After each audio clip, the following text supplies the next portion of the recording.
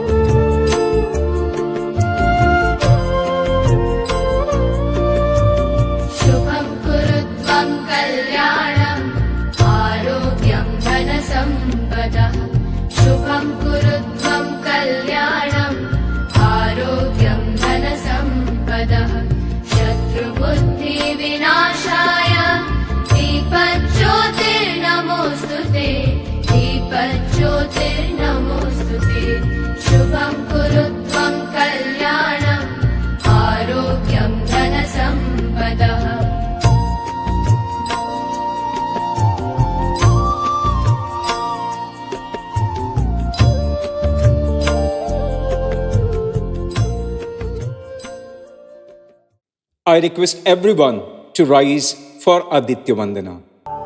Adityah Savita Surya Khagah Bhusha Gabhastiman Suvarna Sadrisho Bhanur Vishwareta Divakaraha.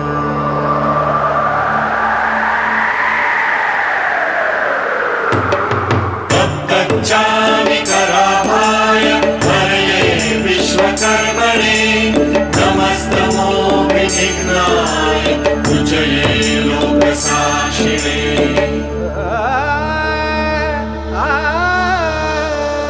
जयाय जयभद्राय हर्षवाय नमो नमः. नमो नमः सहस्रांश आदित्याय नमो नमः.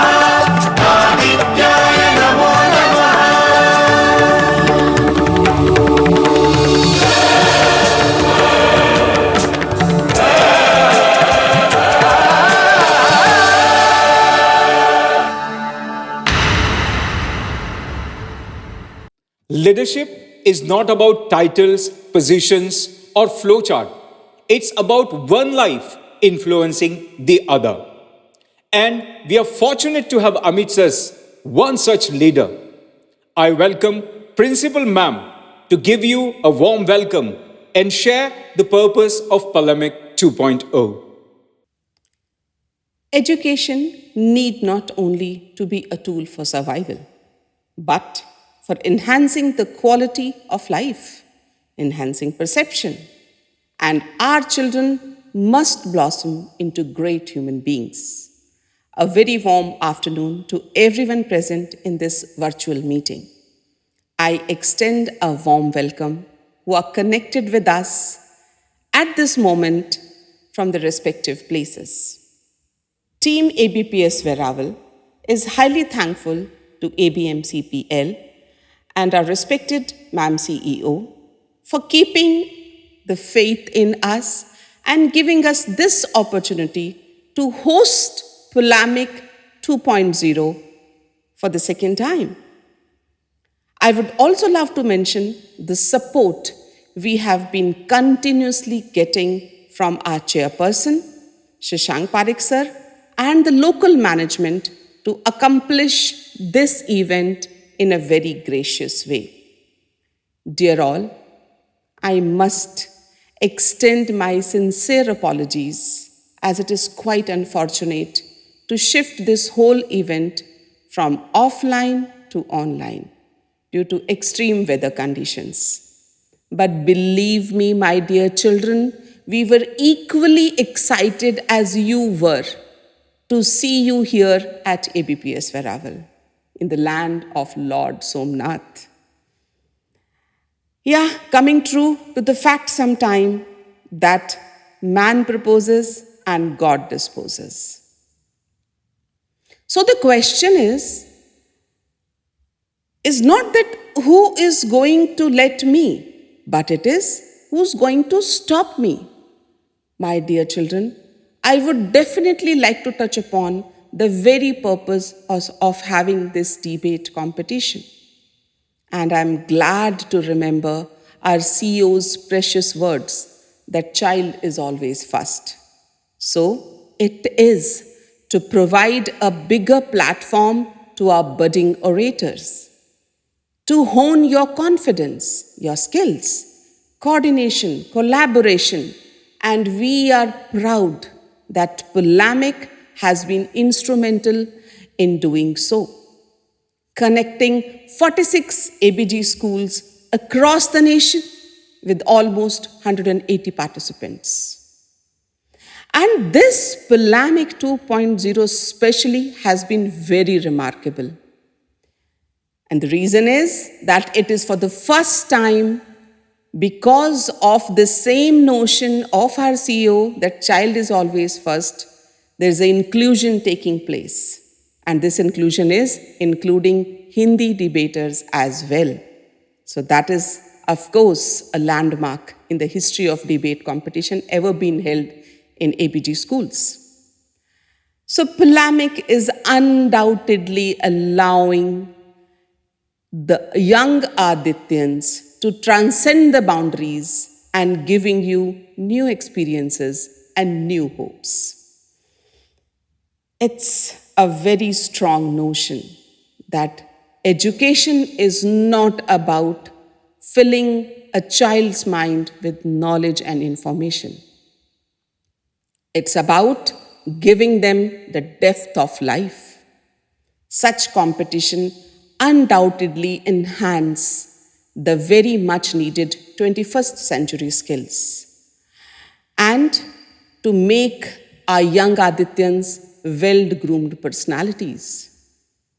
So, with a small request to be with us till the end of this program, I would now like to say all the best to all of you with the hope that you will certainly enjoy this program the way we have enjoyed preparing it for you. Thank you. Greetings of the day, everyone. Welcome to Polemic 2.0. It is my honor and privilege to introduce to you our esteemed judges. Our first judge is Dr. Tana Trivedi. Madam did her BA and MA in English Literature from St. Xavier's College, Ahmedabad. Madam holds an MLit in Post-Colonial Diaspora from University of Stirling, United Kingdom. Madam is a PhD in English Literature from Christ University, Bangalore. Madam has a vast experience of working in various reputable institutions in India and abroad. Currently, Madam is working as a lecturer in Amrut Modi School of Management, Ahmedabad University. Dr. Tana has been invited to share her expertise to many talks and seminars. Madam has played a significant role in developing different curriculums: gender studies, literature of diaspora, post-colonial diaspora, world literature, to name a few. Madam has also guided many students in their research work. Madam has presented and published many papers. Dr. Tana believes in continuous upgradation of knowledge and attends innumerable conferences and workshops. Thank you, Madam, for being here. Our second judge is Nivedita Chakravarti. Madam is an MA in English and holds a BA degree. Madam is currently working as a principal at Apple Global School, Ahmedabad.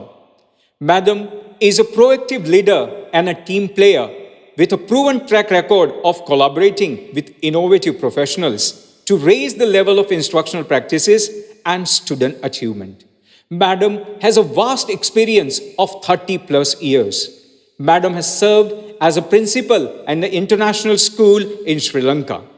Madam established the Cambridge Board International section at Anandiniketan Satellite Ahmedabad and served there as the headmistress for 3 years. Madam has served as an educational consultant at Pearson EdExcel for 2 years. Madam's core competencies include educational administration, strategic planning, classroom evaluation method, curriculum development, staff and student counseling, and many more. Madam feels fortunate to have played a crucial role in steering global institutions towards excellence. Thank you, Madam, for being here. Speech is power. Speech is to persuade, to convert, to compare. Going back to history, whether it's Pandit Nehru's India's Tryst with Destiny, Martin Luther Jr.'s I Have a Dream, Mahatma Gandhi's Silence the Greatest Speech, or Subhash Chandra Bose' Jai Hind. The words have guided the people, the words have shaped the world, and the words have created the history. Good evening, everyone. We bring to you the biggest platform for orators, the second season of Polemic with more passion, more aggression, and more persuasion. 180 eloquent speakers from 46 ABG schools exhibited their persuasive skills in preliminary round of Polemic 2.0, and top 13 teams from both junior and senior category have made their way to the finals. And here we are for the final Battle of Wits. So, without any further ado, fasten your seatbelts as our anchors are all set to take you through an exhilarating experience. Thank you. Friends, before we begin this exciting competition, let me introduce you to the finalists. Good evening, everyone. Now we will take attendance once again and then we'll begin the debate. ABHS VERAVAL, 4 against. Do we have Swara Purohit, Hitanshu Mavadia? Yes, sir. Yes, sir. Yes, sir.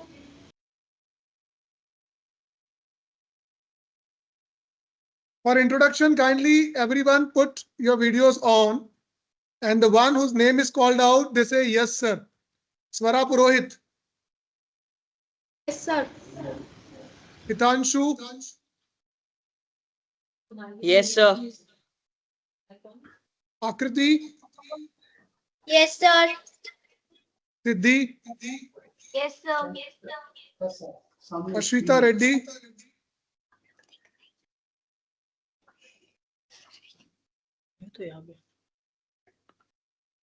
Do we have Ashwita Reddy?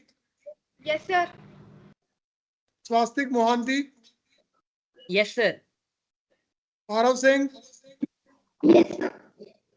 Pratik Pandey. Yes, sir. Pratik Pandey. Yes, sir.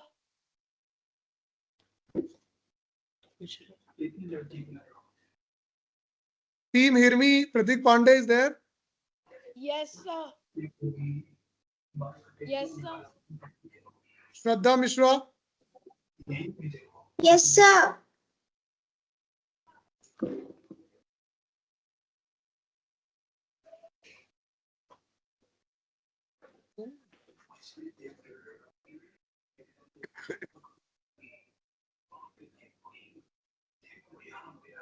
Divyanshu Shah.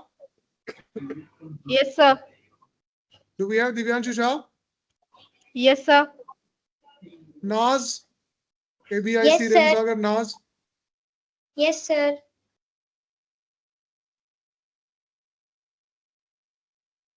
Aradhya. Yes, sir. Neha Tiwari. Yes, sir. Astha Singh. Yes, sir. So wish you all the best. Let's begin the debate for junior category. Diversity and independence are important because the best collective decisions are the product of disagreement and contest, not consensus or compromise. Greetings of the day, everyone. Today, the young, bright minds from various ABG schools have gathered here to express their thoughts, challenge ideas, and engage in a battle of words. Friends, debate is not about arguing. It's about understanding different perspectives, critical thinking, and articulating thoughts with clarity and conviction. Our junior category of debaters is here to prove whether environmental protection is more important than an economic development. So, without further ado, let's invite our first contestant to speak in support of the motion. The earth has enough resources for our need, but not enough for our greed. This quote highlights the importance of living sustainably and managing natural resources wisely to ensure a healthy planet for our future generations. Respected judges and my fellow debaters, I stand for the motion. In reality, environment is the foundation of life, and without it, economic growth is meaningless. I believe clean air, water, and fertile soil are essential for human health and survival. Environmental degradation has severe consequences, including climate changes, pollution, and loss of biodiversity. Climate change is projected to cause a 10% decline in the global GDP by 2100 if left unchecked, while investing in renewable energy and reducing emissions can create a 2.5% increase in the global GDP. These issues threaten human existence and cannot be reversed or compensated by economic growth. A healthy environment enhances productivity and reduces healthcare costs. Honorable jury, the World Bank's 2019 report revealed a startling fact. Pollution related illness and deaths cost the global economy 6.3% of its total GDP. This is a clear indication that environmental degradation has significant economic consequences. The cost of environmental degradation, including pollution and deforestation, is estimated to be around 10% of the global GDP. Economies that prioritize environment find innovative ways to grow sustainably. For example, the renewable energy sector has been creating jobs and stimulating economic activities while also protecting the environment. Hence, environmental protection creates jobs and stimulates innovation in green technologies, sustainable agriculture, and ecotourism. This approach ensures economic benefits while also protecting the environment. There is an ethical responsibility of protecting the environment for the future generations. Economic growth should not come at the cost of depleting resources and causing irreversible damage to the planet. We have a moral obligation of preserving the earth for the future generations.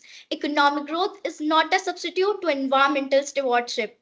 My fellow debaters must be thinking that economic growth is more important than environmental protection, but we must prioritize the sustainability and recognize that a healthy environment is the foundation to a prosperous economy.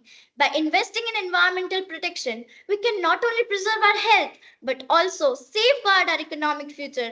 Let us not sacrifice our future for short term economic gains. Environmental protection is not a luxury, it is a necessity. Let us ensure our planet's well being and a sustainable future for all. We do not inherit the earth from our ancestors, we borrow it from our children. I repeat, we do not inherit the earth from our ancestors, we borrow it from our children. Thank you. Have a wonderful. Now we will have judges' question for you. We request one of the judges to pose a question to participant number 1 for the motion.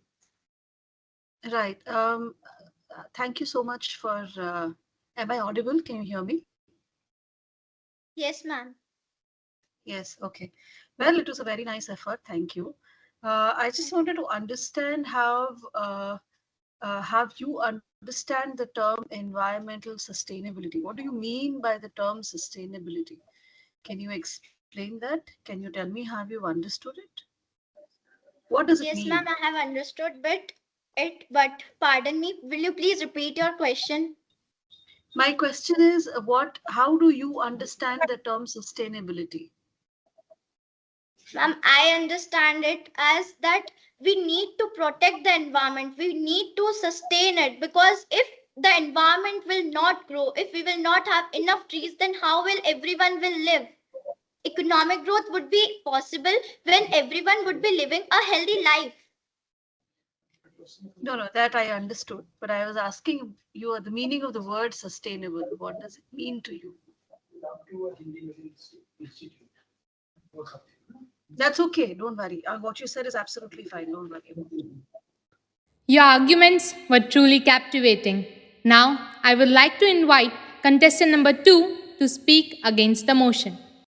Good evening, esteemed judges, respected opponents, and attentive audience members. The motion being debated today is environmental protection is more important than economic growth. And I'm here to speak against the motion. Imagine a future where every individual has access to proper healthcare, education, and secure employment, all while living in a thriving and clean environment. This vision underscores why prioritizing economic growth while safeguarding our environment is crucial. Economic growth is not just about numbers. It's all about lifting millions out of poverty, improving living standards, and providing the requirements for having sustainable development. How can we address the immediate economic needs and poverty elevation of developing countries if strict environmental regulations hinder industrial and economical growth? Economy is essential for improving living standards, fostering innovation, and promoting research and development for having long term sustainability. A stronger economy can support more comprehensive and more effective environmental policies. It basically provides the means to invest in healthcare, education, and infrastructure that are vital for the society's overall well being.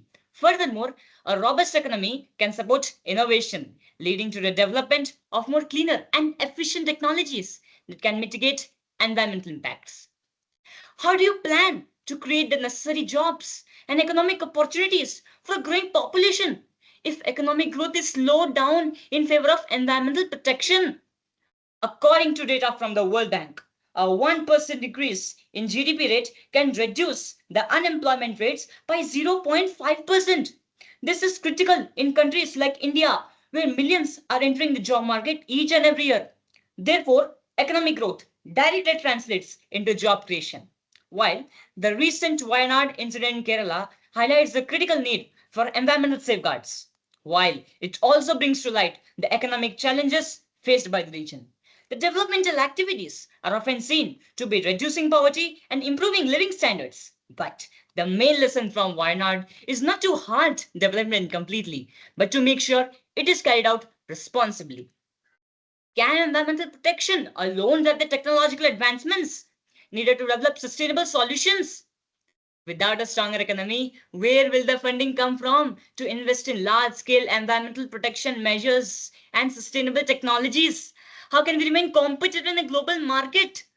Only economic growth can create the resources and technological advancements needed to develop sustainable solutions. How do you prevent potential recessions if economic growth is slowed down in favor of environmental protection? Without a stronger economy, the efforts to protect the environment may lack the necessary support and funding. Isn't it possible that a stronger economy can better support and fund the large scale environmental protection measures in a long run rather than sacrificing economic growth now? How do we balance the trade offs between environmental protection and economic growth, especially in scenarios where stringent environmental protection leads to significant economic losses? I conclude that prioritizing economic growth over environmental protection is essential for several purposes. Economy is the foundation upon which a society builds its capacity to address various challenges, including environmental issues. By fostering economic growth, we can create resources and technological advancements needed to develop sustainable solutions. Thank you. Thank you. Now we request Judge to pose a question. Um, Thank you, Hitanshu. That was very well done. And I hope I'm audible. Yes, ma'am. Yeah. All right. So, Hitanshu, my question to you would be, you said that it is due to economic growth that will promote the environmental sustainability. Can you give a few examples where both can go simultaneously?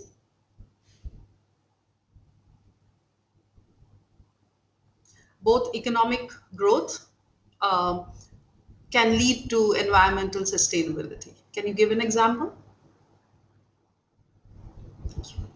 Thank you for the question, ma'am. This is a valid question and it allows us to delve deeper into the core of this debate. While environmental protection is undeniably important, it is only economic growth that can create resources and technological advancements needed to address environmental challenges. Without a stronger economy, we lack in the means to invest in green technology, fund conservation efforts, and improve infrastructure. Prioritizing economic growth now enables us to lift millions out of poverty, enhance living standards, and ultimately create a society that is both environmentally sustainable and prosperous. By focusing on economic growth now, we are well equipped to tackle with environmental issues in the long run. Therefore, it is evident that our perspective offers the most sustainable and forward thinking solution to the motion in hand. Thank you. All right. Thank you. Let's look forward to the insights and arguments in the favor of the motion by contestant number 3. Good evening, respected judges and my fellow participants. I stand before you to speak in the favor of the motion. Environmental conservation is more important than economic growth. Environment is where we all move, where we all have mutual interest. It is the one thing we all share. This powerful quote reminds us the importance of our topic today. As we face many environmental challenges in our life, we must prioritize environmental conservation over unchecked economic expansion. With your kind permission, I hereby put upon a question. Don't we feel that environmental degradation is one of the biggest threat to human health? Yes, it is. As reported by WHO, air pollution alone causes 4.2 million deaths, premature deaths annually. Moreover, the water pollution has affected more than 2 billion people worldwide. So the one and only solution to reduce the healthcare cost is environmental protection. It is evident that the great loss of biodiversity upsets ecological balance and endangers human existence.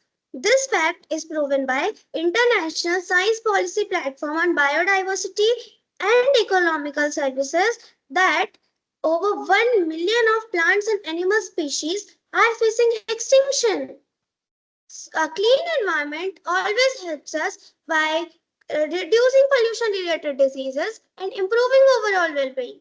But on the other hand, the economic growth comes at the cost of many pollution-related diseases like respiratory illness, asthma, cancer, etc. Not just this much, the global temperature is increasingly alarming, due to which the whole world has to face severe consequences like frequent weather events and rising sea levels resulting in climate change.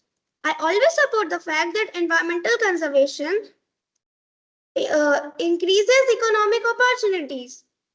As per as International Renewable Energy Agency, it is reported that 0.8% of add can be added on global GDP, and many new jobs can be millions of new jobs can be added in the renewable sector alone. As stewards of the planet, we human beings have moral and ethical responsibility to protect our ecosystem and preserve our biodiversity for future generations.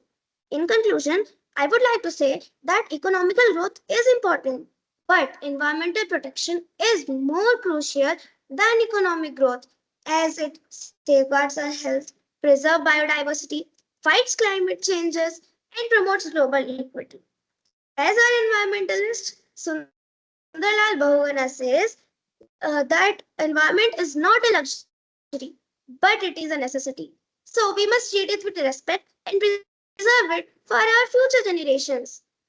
After all, a healthy planet is the foundation of a truly prosperous future. Thank you. Have a nice day. Thank you. Now we request one of the judges to pose a question. Uh, I just wanted to ask you, have you understand the term biodiversity? What does the term biodiversity mean? Because you brought it up several times while you were talking.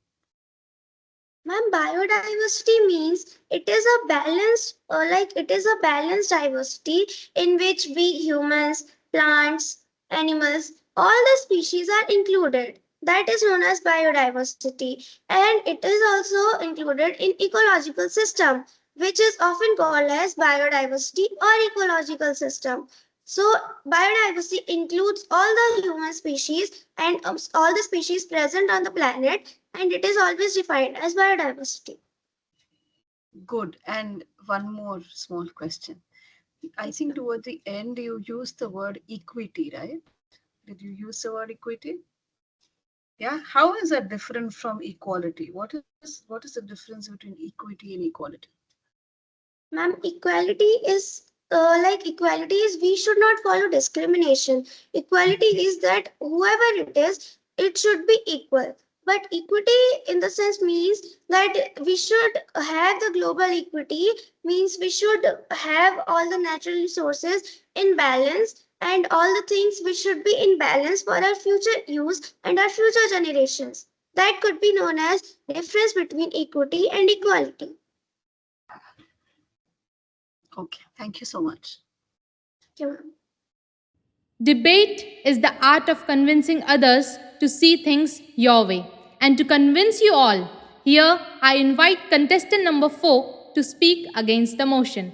नमस्कार सम्मानीय निर्णायक मंडल एवं मेरे प्रिय साथियों, आज मैं पर्यावरण संरक्षण के आर्थिक विकास से अधिक महत्वपूर्ण होने के विषय के विपक्ष में मैं अपनी बात रखने के लिए उपस्थित हूँ। सबसे पहले हमें यह समझना होगा कि आर्थिक विकास और पर्यावरण संरक्षण दोनों ही हमारे समाज के महत्वपूर्ण अंग हैं। दोनों को एक दूसरे के विरोध में नहीं बल्कि साथ में चलाने की आवश्यकता है। सबसे पहले आर्थिक विकास हमारे समाज की रीढ़ है। यह रोजगार के अवसर प्रदान करता है, लोगों के जीवन स्तर को सुधारता है और गरीबी उन्मूलन में भी महत्वपूर्ण भूमिका निभाता है। एक स्थिर और प्रगतिशील अर्थव्यवस्था के बिना हमारे समाज के विकास की कल्पना करना कठिन है। अगर हम सिर्फ पर्यावरण संरक्षण पर ध्यान केंद्रित करें और आर्थिक विकास को नजरअंदाज कर दे तो इसका सबसे ज्यादा असर गरीब और मध्यम वर्ग पर पड़ेगा। रोजगार की कमी और आर्थिक स्थिरता समाज में अशांति और असमानता को जन्म दे सकती है। आर्थिक विकास ही बेहतर नौकरियों को पैदा करने का काम करता है, जिसमें लोगों के जीवन स्तर में वृद्धि होती है और वे जिस समुदाय में रहते हैं उसके बुनियादी ढांचे में भी सुधार होता है। आर्थिक विकास को पर्यावरण संरक्षण से आगे रखा जाता है क्योंकि इसमें लोगों के जीवन स्तर भी शामिल होते हैं। आर्थिक विकास के बिना पर्यावरण संरक्षण विफल हो सकता है तथा अपर्याप्त पर्यावरणीय सुरक्षा उपाय आर्थिक विकास में बाधा उत्पन्न कर सकती है। दूसरे, आर्थिक विकास ही पर्यावरण संरक्षण के लिए आवश्यक साधनों को जुटाने में मदद करता है। उन्नत प्रौद्योगिकी और शोध कार्य जो पर्यावरण संरक्षण में सहायक होते हैं, आर्थिक रूप से सशक्त समाज ही उन्हें समर्थन दे सकता है। उदाहरण के लिए स्वच्छ ऊर्जा के स्रोतों में निवेश, ऊर्जा दक्षता को बढ़ावा देना और पर्यावरण अनुकूल प्रौद्योगिकियों का विकास, ये सब आर्थिक विकास के बिना संभव नहीं है। तीसरे, कई बार आर्थिक विकास को पर्यावरण संरक्षण के लिए हानिकारक मान लिया जाता है, लेकिन यह पूरी तरह सच नहीं है। पर्यावरण संरक्षण, अनुकूल प्रौद्योगिकियों का विकास, ये सब आर्थिक विकास के बिना संभव नहीं है। पर्यावरण अनुकूल विकास की नीतियों को अपनाकर हम एक स्वस्थ संतुलन बना सकते हैं।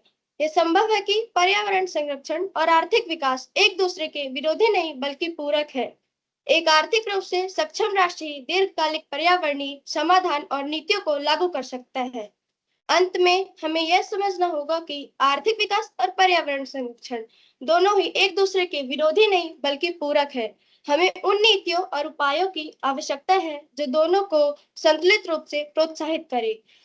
केवल आर्थिक विकास को त्याग कर या केवल पर्यावरण संरक्षण में ध्यान केंद्रित करके हम अपने समाज की अस्थिरता और समृद्धि को खतरे में डाल सकते हैं। धन्यवाद। सिद्धि, आपने अच्छे से प्रेजेंट किया है अपने पॉइंट्स को। आपसे एक यही प्रश्न है कि अगर हम आर्थिक विकास पे ज़्यादा ध्यान देते हैं और एनवायरमेंटल पे इश्यूज पे ध्यान नहीं देके आर्थिक विकास पे, तो क्या प्रॉब्लम्स आ सकती हैं? मैम, आर्थिक विकास हमारे लिए वो आर्थिक विकास हमारे लिए आवश्यक है, क्योंकि आर्थिक विकास अगर नहीं होगा तो पर्यावरण संरक्षण भी नहीं हो सकता है। और आर्थिक विकास को सबसे आगे रखा जाता है, क्योंकि अगर हम आर्थिक विकास पर ध्यान नहीं देंगे तो पर्यावरण संरक्षण भी नहीं हो पाएगा, क्योंकि अगर अगर हम स्वस्थ नहीं रहेंगे तो पर्यावरण संरक्षण जो बेटा मेरा प्रश्न था कि अगर हम सिर्फ आर्थिक विकास पे ध्यान दें और पर्यावरण पे ध्यान नहीं दें तो क्या प्रॉब्लम हो सकती है?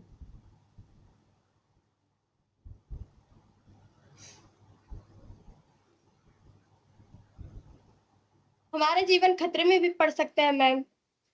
और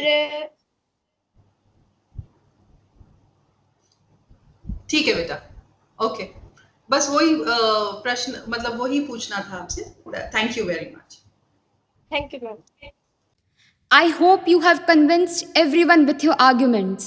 So get ready to hear contestant number 5's take in support of the argument. Now you are on screen. You may start. Only when the last tree has died and the last river been poisoned and the last fish been caught will we realize we cannot eat money. Greetings everyone. This grim realization drives me to argue in favor of the motion. Economic growth is crucial, no doubt. But at what cost is my question. The National Bureau of Economic Research warns that climate change could slice global GDP up to 10% by 2100. NASA confirms that the global average temperature has risen about 1 degree Celsius since the industrial era, costing us a cool $165 billion annually. The World Health Organization tells us that pollution is killing about 7 million people each year. Untreated industrial wastewater is another delight. According to World Bank, over 80% of industrial wastewater is released into the environment without any treatment, resulting in 1.4 million people globally facing water scarcity. This is the price of progress. And is it really worth the human cost? Is the question. Did you know, friends, the Amazon rainforest lost about 11,000 square kilometers of forest in 2020 due to agriculture and logging?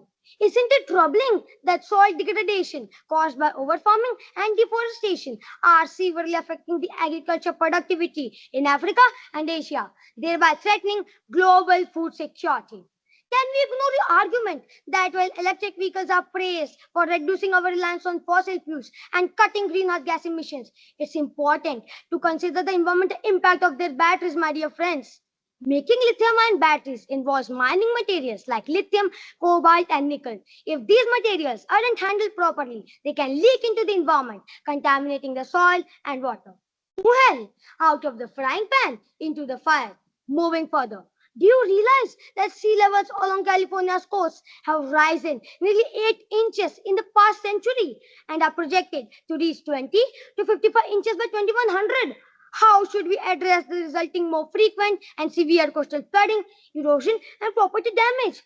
And what about our own city, Mumbai, which is on the edge of becoming the next Atlantis? According to a 2022 study, the city would see a 1 meter sea level rise by 2050, potentially submerging 70% of its land.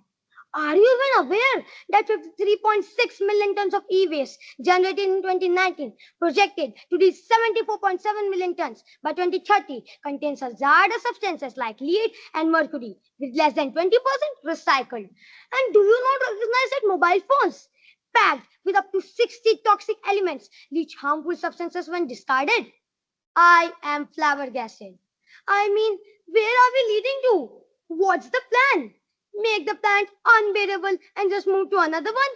I don't understand seriously. Have you conveniently forgotten the 2020 air pollution crisis in Delhi, which led to 54,000 premature deaths, respiratory illness, and skyrocketing healthcare costs? Do we really want another Bhopal gas tragedy, whose echoes still haunts us with over 3,000 immediate deaths and ongoing health impacts from the toxic gas leak? Isn't it high time we learn from our past mistakes and implement rigorous environmental safety measures? Isn't it high time we realize preserving biodiversity is not just a choice, but a cultural and social responsibility?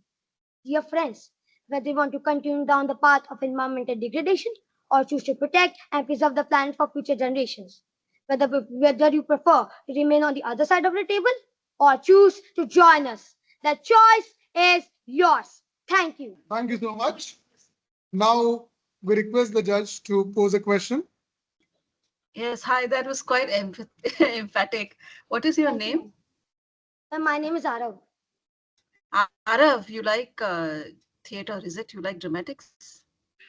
Yes, ma'am. Yes, where are you from? Which part? I'm from Chhattisgarh.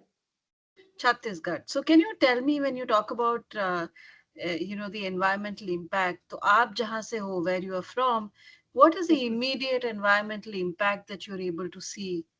Ma'am, can you repeat the question? So I'm asking you to relate your topic of debate to what you see around you in your hometown. You're from Chhattisgarh, right? So Yes, where ma'am. you are from, what is the impact that you're able to see of environmental degradation? आपको क्या दिखता है? What is it that you sense? Thank you, ma'am, for the question. Ma'am, in Chhattisgarh, there is not more degradation or more cutting of trees. Ma'am, in Chhattisgarh, there is a balance between the environmental degradation and economic growth. Ma'am, in Chhattisgarh, there are many trees and colonies and many houses, and there are many factories and many factories and infrastructures also, ma'am. So, ma'am, in this Chhattisgarh, it is a balance of environmental degradation, environmental development, and environmental conservation, ma'am. So you think it is a balance that is there, that's what you see around you? Yes, ma'am. ठीक है. Anything other than the trees, anything other than the greenery that you see around you, और कहीं पे आपको environment का कहीं impact Yes, दिखता है? ma'am. Yes, ma'am. Ma'am, the mountains and landscapes are also an example of greenery, ma'am. Okay, thank you so much. Yeah, liked your presentation. Thank you for your insightful contribution today. In a debate, the goal is not to defeat the other person, but to enlighten both yourself and others. And with such enlightening thoughts, I would like to invite participant number 6 to speak against the motion. Greetings to everyone present here, esteemed judges and fellow mates. I stand before you to argue against the motion that environmental protection is more important than economic growth.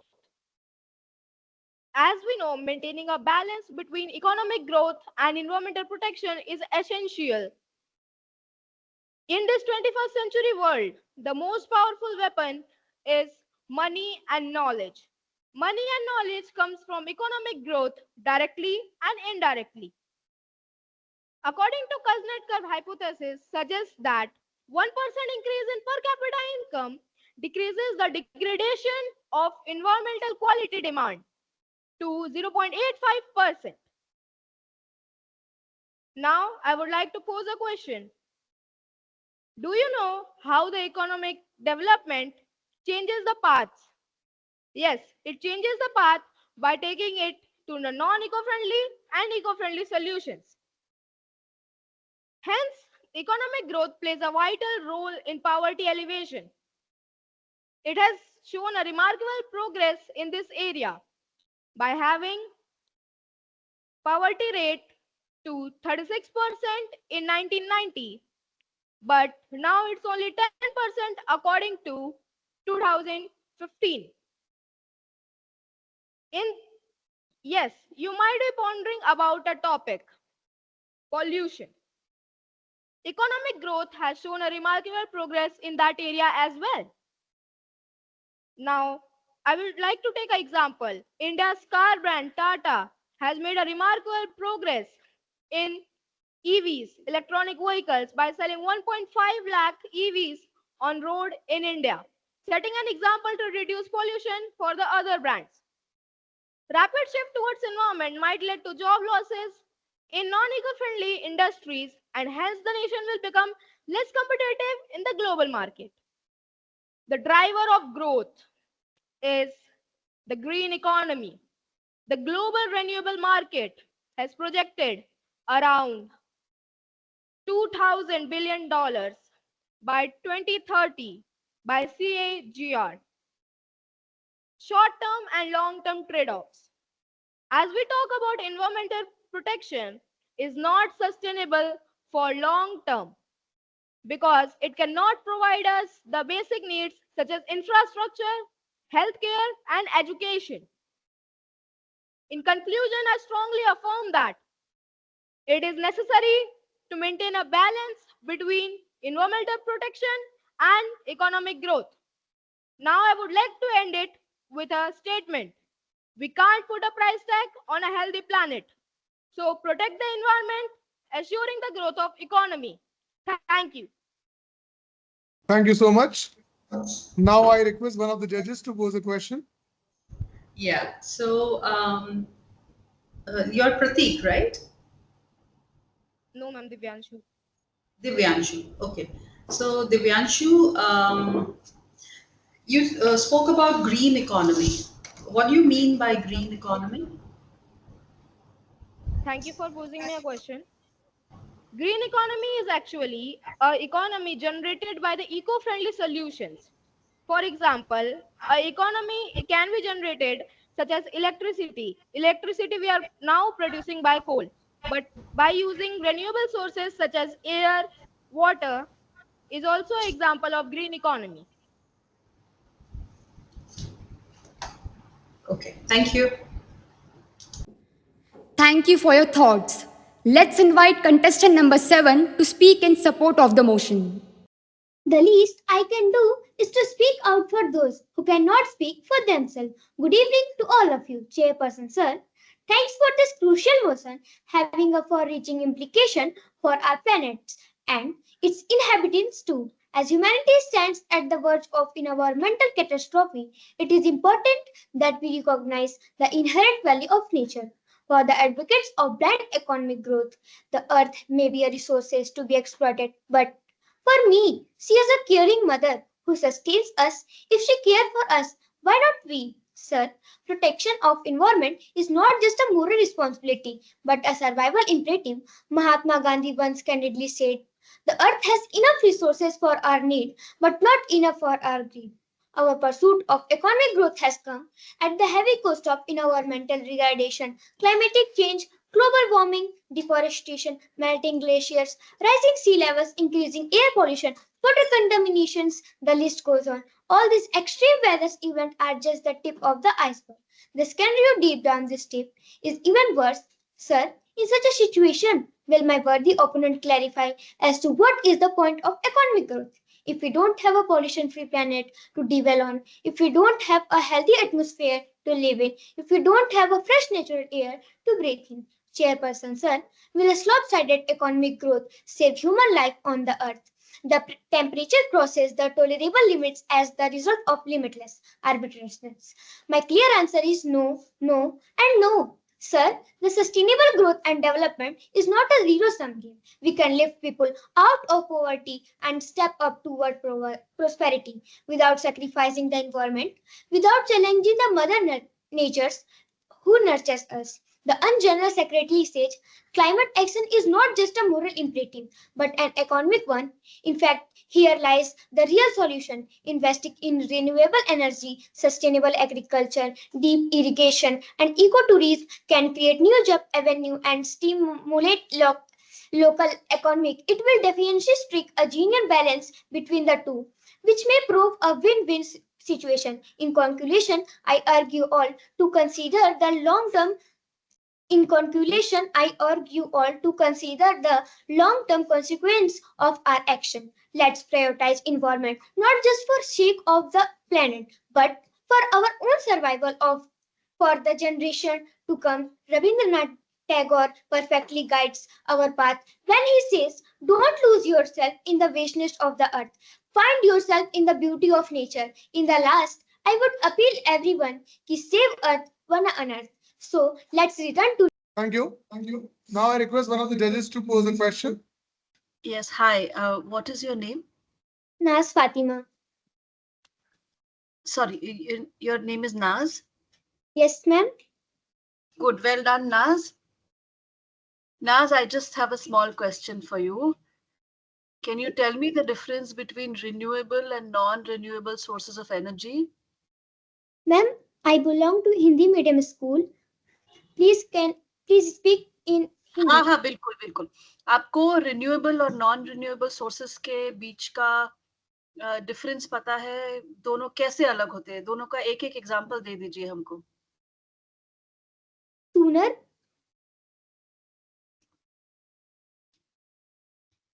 आराम से सोच के renewable किसको बोलते हैं और non renewable किसको बोलते हैं सुनाई नहीं दे रहा है हमको नाज solar,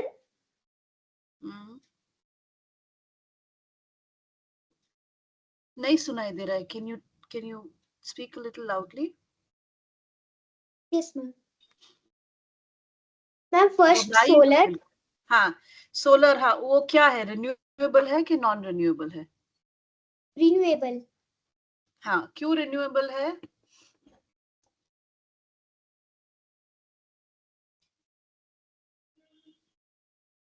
नहीं I can't hear you sorry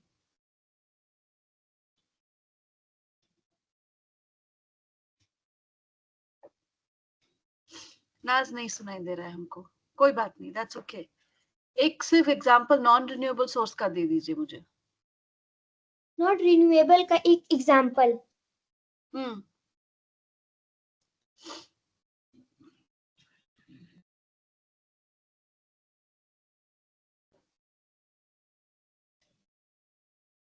कोई बात नहीं that's okay don't worry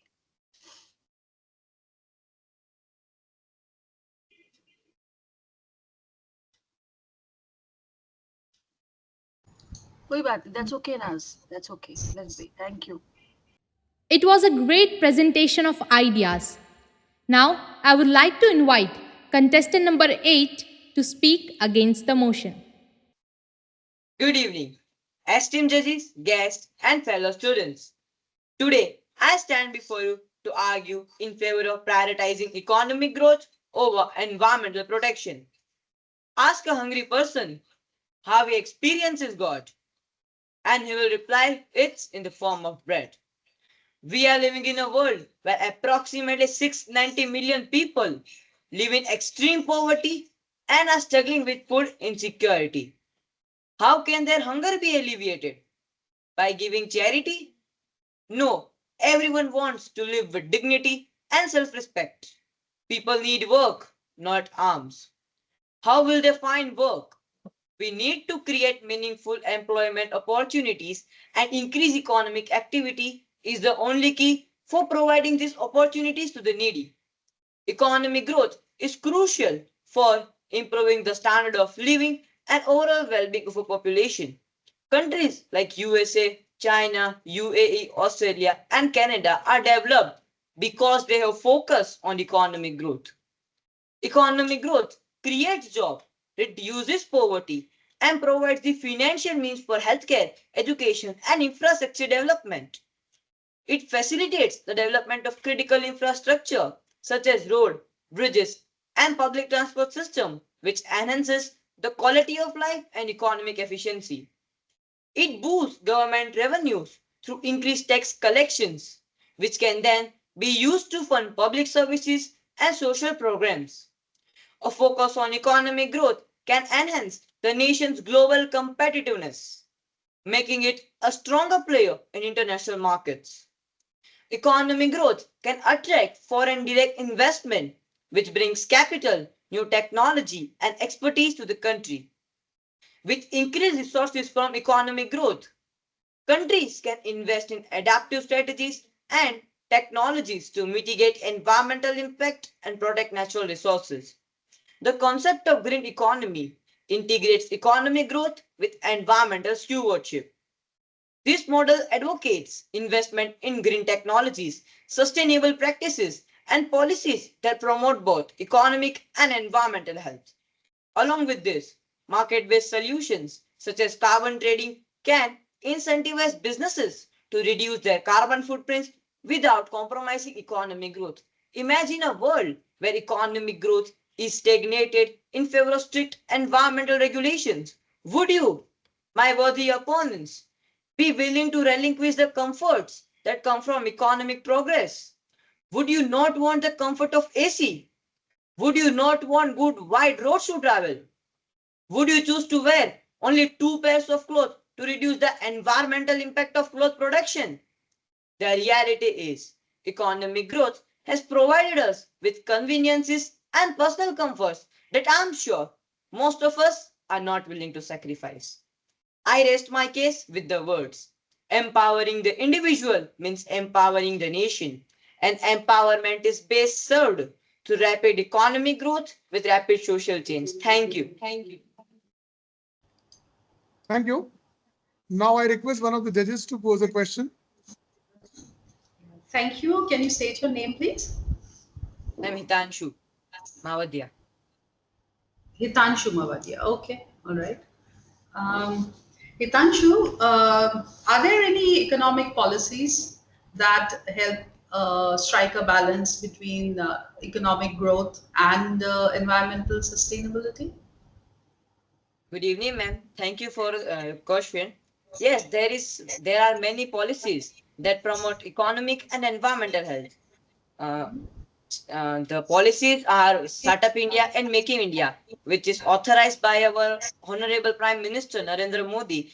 In this policy, foreign countries can invest in our country by planting infrastructure and reducing the employment issue. And also, they are building many green economy green economy technologies that protect environment and also develop our economic growth. Thank you.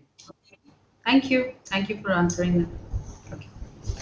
A good debate is like a chess game where every move requires thought and strategy. And here comes contestant number 9 to speak in support of the motion. True prosperity flourishes not in unchecked growth, but in the mindful preservation of our environment.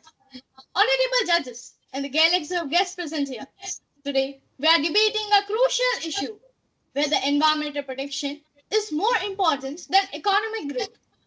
Our sense is clear. Environmental protection takes precedence over economic growth. I present my views in favor of the motion. Let me start with the fundamental concept of economics opportunity cost. Opportunity cost refers to the value of the next best alternative that sacrificed when a particular choice is made. So, what's our opportunity cost? If we choose economic growth, what do we sacrifice? We sacrifice our healthy ecosystem. Is healthy ecosystem not far more valuable than economic growth? Through economic growth, we only gain short-term benefits. The actual price that we pay for economic development is polluted air and water, poor health, loss of biodiversity, soil erosion, disrupted water cycle, increased carbon emissions, and so on. Is this not giving away precious gold and then bringing back useless stones? Is sacrificing health for wealth a wise decision? Definitely not. Where there is a healthy life, there is prosperity. For economic growth, every year they extract an estimated 55 billion tons of fossil energy, minerals, metals, and biomass from the earth. Every hour, we convert 1,692 acres of productive land into desert. The earth is experiencing one of the fastest rates of species extinction in history because of their habitat destruction. Our forests, oceans, and minerals are finite and irreplaceable. Once we exhaust them, they cannot be easily replenished. Many byproducts in the form of waste and greenhouse gas emissions are generated during the production process, which depreciate the environment. I ask my opponents, are we willing to wait for the day when all rivers are dried up and trees cut down to realize that man can't eat money? Mother Earth provides enough for man's need, but not for every man's greed. It's the result of human greed only. That climate is changing, mountains are sliding, and floods have wreaked havoc across the globe. The recent land disasters in places like Kedarnath and Wayanad could have been averted, or at least mitigated with some environmental sensitiveness. We need to awaken now. or it will be too late. A nation that destroys itself destroys itself. Forests are the lungs of our land, purifying the air and giving fresh strength to our people. If we talk about ethics, it's like deceiving our future generations by giving them a bleeding ecosystem. Don't we have a moral obligation to ensure that future generations inherit a planet which is capable of supporting life and providing for their needs? By putting environmental protection first, we ensure a future where economic growth is sustainable, equitable, and resilient. We sing of the golden bird, symbolizing India, building a safe haven in the branch of a tree, but ironically cut down the same tree in the name of economic growth. What a hypocrisy! I close my case by asserting that protecting our environment is the key to true prosperity. Without a healthy planet, economic growth is a fleeting illusion. Thank you. Thank you. Thank you. Thank you. Now I request one of the judges to pose a question. Hello, Swara. Uh, Thank you for presenting your points. They were all well presented. Which city do you belong to? I belong to VERAVAL. You belong to Vera. So, Swara, at Wearable, are there a lot of industries and all? Are there a lot of factories or industries? Yes, there are, but not too much. There is the rayon factory in the VERAVAL. Okay, there's a rayon factory in Wearable. Okay, so would you say that in Wearable there is less pollution and a lot more, environmental, you know, environmental protection is more in use in Wearable? Would you think? Thank you for your question, ma'am. I don't think that VERAVAL is protected means in VERAVAL environment is protected a lot. There are less trees in VERAVAL, and if we move on the highway, then on the divider there are some trees, and in the surrounding areas there are some planted trees, but mostly there are that abacus only. And in Veraval, not too much, but there is medium pollution, not much pollution. Not much pollution. Okay. And what about the quality of water? Do you feel that there is, uh, it is going down, it is being degraded? Is there a lot more development happening? What do you see around yourself? Yes, I see that the water is polluted day by day because the people are throwing garbage in the rivers and the ponds and lakes around them. So in this way, the water is also polluted, and there are so many garbage on the land also. So the people who are throwing the garbage, do you think they are all the products of that are that go towards economic growth? The products from the economic growth that we are talking about? Yes, they are throwing the plastic bags and all of that not usable things and all. All right. Thank you. Thank you so much, Swara. Thank you, ma'am. That was indeed a thought provoking argument. Here we welcome contestant number 10 to speak against the motion. Economic growth is the foundation upon which we can build a sustainable future. We cannot prioritize environmental protection over the needs of our people. Pandit Jawaharlal Nehru. Good evening to all of you. Chairperson sir, I stand before you with my opinion that economic growth is undoubtedly much more important than environmental protection. First and foremost, economic growth is the key to lifting people out of poverty and stepping up towards prosperity. As the great economist Milton Friedman once said, the greatest economist Milton Friedman advances of civilization in all spheres of life that economic growth and development are the drivers of innovation and progress. But what about the environment? As someone may ask, don't we need to protect it for future generations? Here, my clear answer is yes, absolutely. But we can't protect the environment by sacrificing economic growth. We can't put the easy and comfort of human life at stake. In fact, not serve all the needs of life. We can't afford to make the emphasis over environmental protection at the cost of economic growth. Our life will become like the stagnant water. Sir, climate change is a problem, no doubt, but it's not the end of the world. We can deal with it through technological innovation and economic growth. Moreover, the idea that we need to choose between economic growth and environmental protection is a false dichotomy, a strange contradiction, an improper choice. Sir, in my humble opinion, we can have both together that generations to come, sir. Many of the solutions to environmental problems require economic growth and environment and development. For example, renewable energy technologies, sustainable agriculture practices, and initiatives towards ecotourism. All these things need significant investment and economic growth.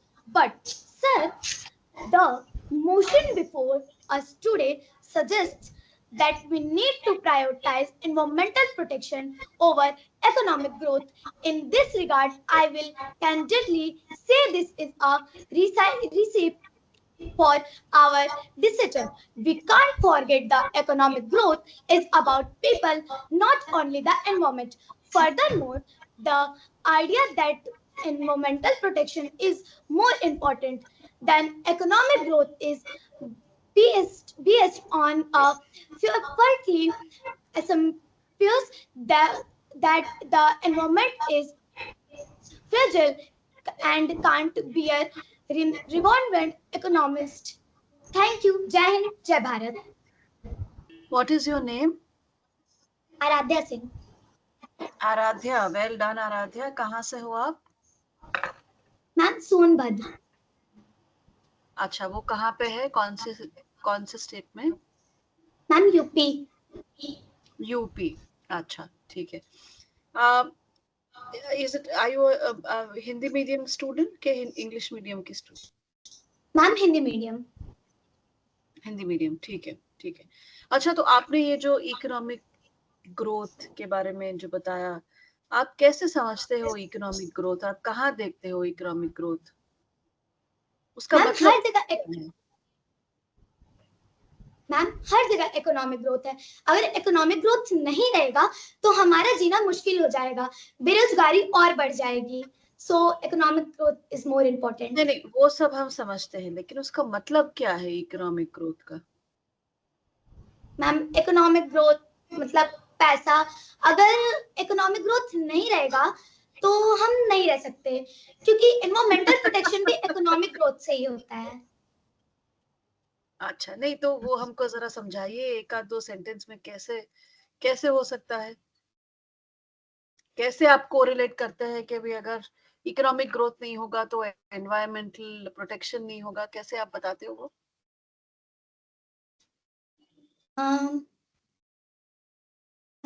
आप खुद सोच के बताइए. आपने जो learn किया है वो नहीं, आपको कैसे समझ आता है वो मुझे जानना है. मैम हवा, पानी, धरती, पैसा सब कुछ इकोनॉमिक ग्रोथ से ही चलता है. हवा भी इकोनॉमिक ग्रोथ से सॉरी. आप खुद सोचिए, अगर आगे पीछे मत देखिए. आप खुद सोचिए कि इकोनॉमिक ग्रोथ आप कैसे समझ पाई हैं. जब भी आप प्रिपेयर कर रही थी डिबेट के लिए, तो आपने इकोनॉमिक ग्रोथ का मतलब सोचा, कभी पूछा कि क्या मतलब है इकोनॉमिक ग्रोथ का?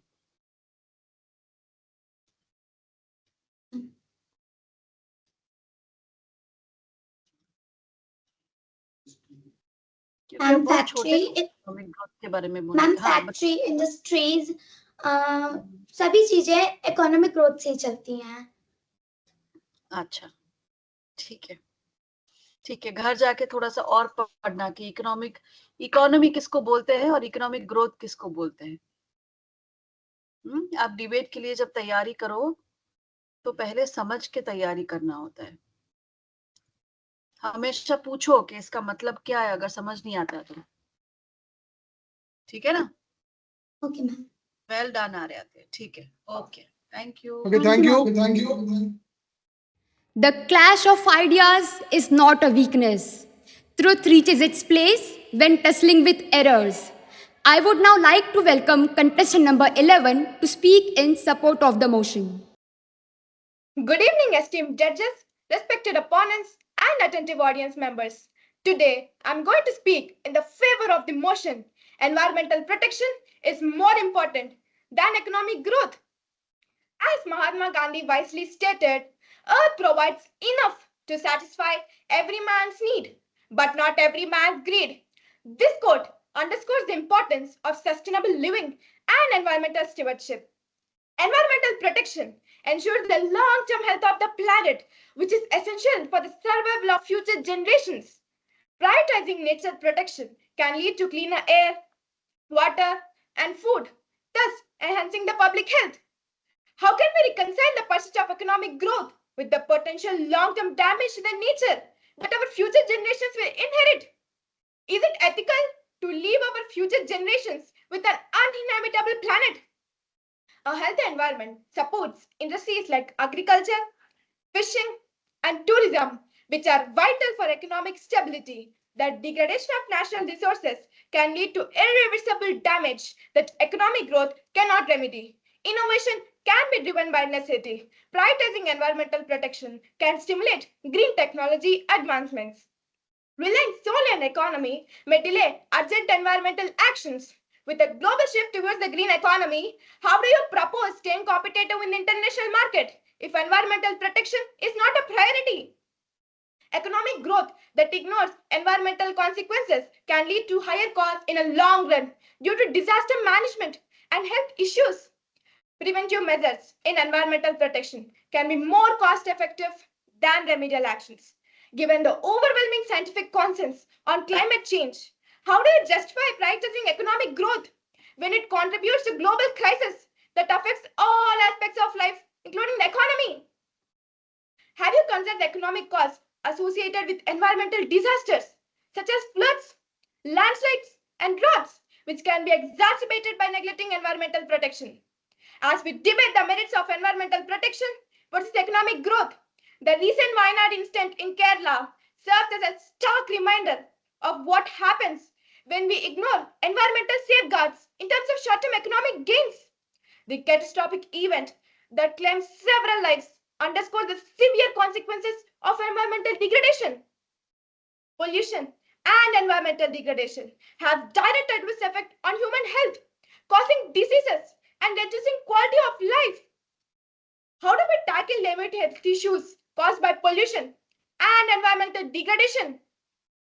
Is it sustainable if economic growth relies on the exploitation of finite natural resources that could lead to their depletion?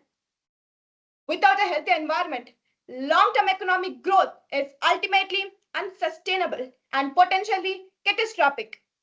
Environmental protection is not just an ethical responsibility, but a practical necessity for ensuring the long-term viability of our economy and health. Ignoring environmental issues for the sake of economic growth may lead to more severe and costly problems in the future. I would like to conclude by quoting the words of Mahatma Gandhi. What we are doing to the forest of the world is but a mirror reflection of what we are doing to ourselves and to one another. Thank you. Thank you. Now I request one of the judges to pose a question. Thank you, Beta. What's your name? Ma'am Ashrita. Ashrita, and your contestant number? JF6. JF6. Okay, all right. KM6. All right. So, Ashrita, um, you very emphatically spoke about environmental protection over economic growth. Yes, Um, yeah. So, what do you understand by environmental protection? What comes to your mind when you talk about environmental protection? What all comes to? What are all could be included in it? Thank you, ma'am, for that question.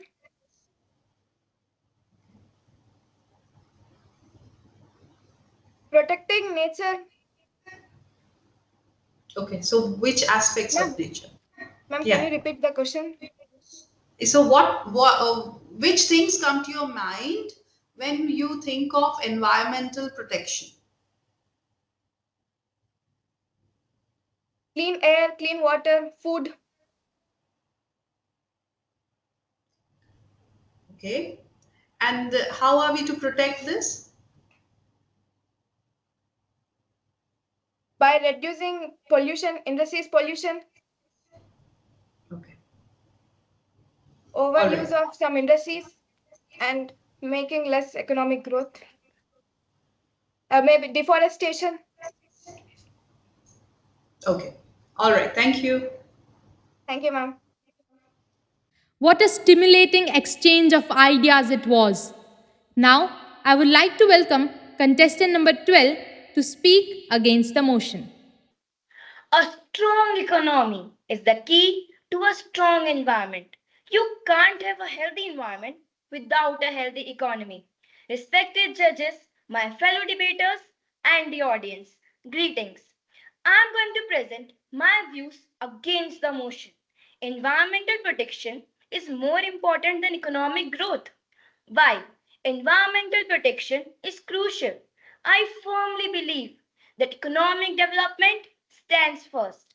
A strong economy is the backbone of a nation, providing essential resources, infrastructure, and opportunities for its citizens. Respected jury, it's the engine that drives innovation, job creation, and poverty reduction. Environmental protection, though vital, can be achieved in tandem with economic growth. In fact, a thriving economy can afford to invest in sustainable technologies, renewable energy, and conservation efforts. Economic growth drives environmental progress. I would like to add a few facts to prove my point. A study by the World Bank found that for every 1% increase in GDP per capita, electricity generated from renewable sources increases by 0.15%. Also, according to the International Energy Agency, economic growth has led to increased investment in clean energy technologies, resulting in a 20% decrease in global carbon intensity since 2000. My fellow debaters must be thinking the environmental protection brings economic growth, but they should not forget that economic growth can also drive environmental protection. As we grow economically, we can afford to invest in green technologies and promote eco friendly practices. I would like to add that economic growth can lift millions out of poverty, improving their access to basic needs like healthcare, education, and clean water. It's a matter of priorities. We can't save the planet if we can't feed, clothe, and shelter our people. We can't have environmental protection without economic growth. The two go hand in hand. Research by the Harvard Business Review 2022 found that companies that prioritize sustainability and environmental protection see an average increase of 4 to 6% in annual revenue growth compared to those that do not. These facts suggest that economic growth can drive environmental protection by increasing investment in renewable energy, reducing carbon intensity, and promoting sustainable business practices. I strongly believe that economic growth is the foundation upon which environmental protection can be built. Let's prioritize growth, innovation, and prosperity. a healthy economy will naturally lead to a healthier planet. So come together, join hands to develop economy. Environmental protection would be the byproduct of it. Thank you. Have a good day. Thank you. Now I request one of the judges to pose a question. Right. Thank you so much. What is your name? Siddhi. Sorry, I can't hear you. Siddhi Shekhawat. Okay. Siddhi, what is it that you learned while you're preparing for this debate? आपको कुछ नया जानने को मिला, कुछ नया सीखने को मिला, which stays with you? Yes, ma'am. Thank you for the question. So I learned from my content that we can afford to invest in environmental protection when we have economic growth. Without economic growth, we can't afford to invest in environmental protection and use new technologies, new ideas for environmental protection. Can you give me a concrete example? अगर यही चीज आप, if you have to speak in a simpler manner, can you explain how? Yes, ma'am. We have environmental protection because of economic growth. If the government, if we have economic growth, then only we can afford to invest in environmental protection. Do you know of any example? Do you know of any country, of any state which has been able to do that? Yes, ma'am. बताओ. Ma'am, in Washington, USA, World Bank of USA found that economic growth. ठीक, कोई बात नहीं. No. Okay, tell me another question. What is it that you found most interesting about preparing for this debate? आपको सबसे ज़्यादा किसमें मजा आया? Ma'am, I found interesting in my content that the facts which I spoke. You found the facts interesting. Why? Yes, ma'am. What interests you about those facts? क्या करोगे आप वो fact जान के? Ma'am, we can gain the knowledge. फिर knowledge का क्या करोगे? We can spread to our knowing people, relatives. ठीक है. Okay. Thank you. Thank you, ma'am. What a performance it was. Now let's invite contestant number 13 to speak for the motion. नमस्कार सम्मानित निर्णायक मंडल एवं प्रिय साथियों, मानव जीवन है खतरे में, इससे है हम सब की समझदारी. मानव जीवन है खतरे में, इससे है हम सब की समझदारी. पेड़ लगाएंगे, पेड़ बचाएंगे, पर्यावरण की हम लेंगे जिम्मेदारी. आज मैं एक ऐसे विषय पर बात करना चाहती हूँ जो हमारे भविष्य की दिशा तय करता है, पर्यावरण संरक्षण. पर्यावरण संरक्षण आर्थिक विकास से अधिक महत्वपूर्ण है. हमारी पृथ्वी पर जीवन का अस्तित्व पर्यावरण की संतुलित स्थिति पर निर्भर है. जिस तेजी से हम आर्थिक विकास की ओर बढ़ रहे हैं, हम अक्सर इस तथ्य को नजरअंदाज कर देते हैं. यदि हमारा पर्यावरण अस्तित्व में नहीं रहेगा तो क्या होगा? यदि हमारा पर्यावरण अस्तित्व में नहीं रहेगा तो हमारे आर्थिक विकास के सभी प्रयास व्यर्थ हो जाएंगे. पहले तो हमें यह समझना होगा कि पर्यावरण ही जीवन के लिए आधारभूत है. वन, जलवायु और मिट्टी, इन सभी संसाधनों का संरक्षण आवश्यक है. यदि हम इनका शोषण करते रहेंगे तो न केवल जैव विविधता की हानि होगी बल्कि प्राकृतिक आपदाएं भी बढ़ेंगी. उदाहरण के लिए वनों की कटाई से न केवल जलवायु परिवर्तन होता है बल्कि भूमि का कटाव और सूखा जैसी समस्याएं भी उत्पन्न होती हैं. ये समस्याएं आर्थिक गतिविधियों को भी प्रभावित करती है जो लाखों लोगों की आजीविका पर निर्भर है. दूसरे, पर्यावरण संरक्षण से आर्थिक स्थिरता को बढ़ावा मिलता है. स्वच्छ जल, श्वासवर्धक वायु और उपजाऊ भूमि अच्छे स्वास्थ्य और उच्च उत्पादकता की गारंटी देते हैं. एक स्वस्थ पर्यावरण से हमें अच्छे स्वास्थ्य, जीवन की गुणवत्ता और कामकाजी क्षमता मिलती है जो अंततः आर्थिक विकास को भी बल प्रदान करती है. उदाहरण के लिए नवीकरणीय ऊर्जा स्रोतों का उपयोग न केवल संकट को हल करता है बल्कि इससे नए रोजगार भी उत्पन्न होते हैं. तीसरी, पर्यावरण संरक्षण और सतत विकास के लिए आज की अर्थव्यवस्था को पुनः परिभाषित करने की आवश्यकता है। हमें विकास के ऐसे मॉडल अपनाने चाहिए जो न केवल आर्थिक लाभकारी हो बल्कि पर्यावरणीय दृष्टिकोण से भी टिकाऊ हो। पहले तो हमें यह समझना होगा कि पर्यावरण संरक्षण और आर्थिक विकास दोनों ही एक दूसरे के पूरक हैं।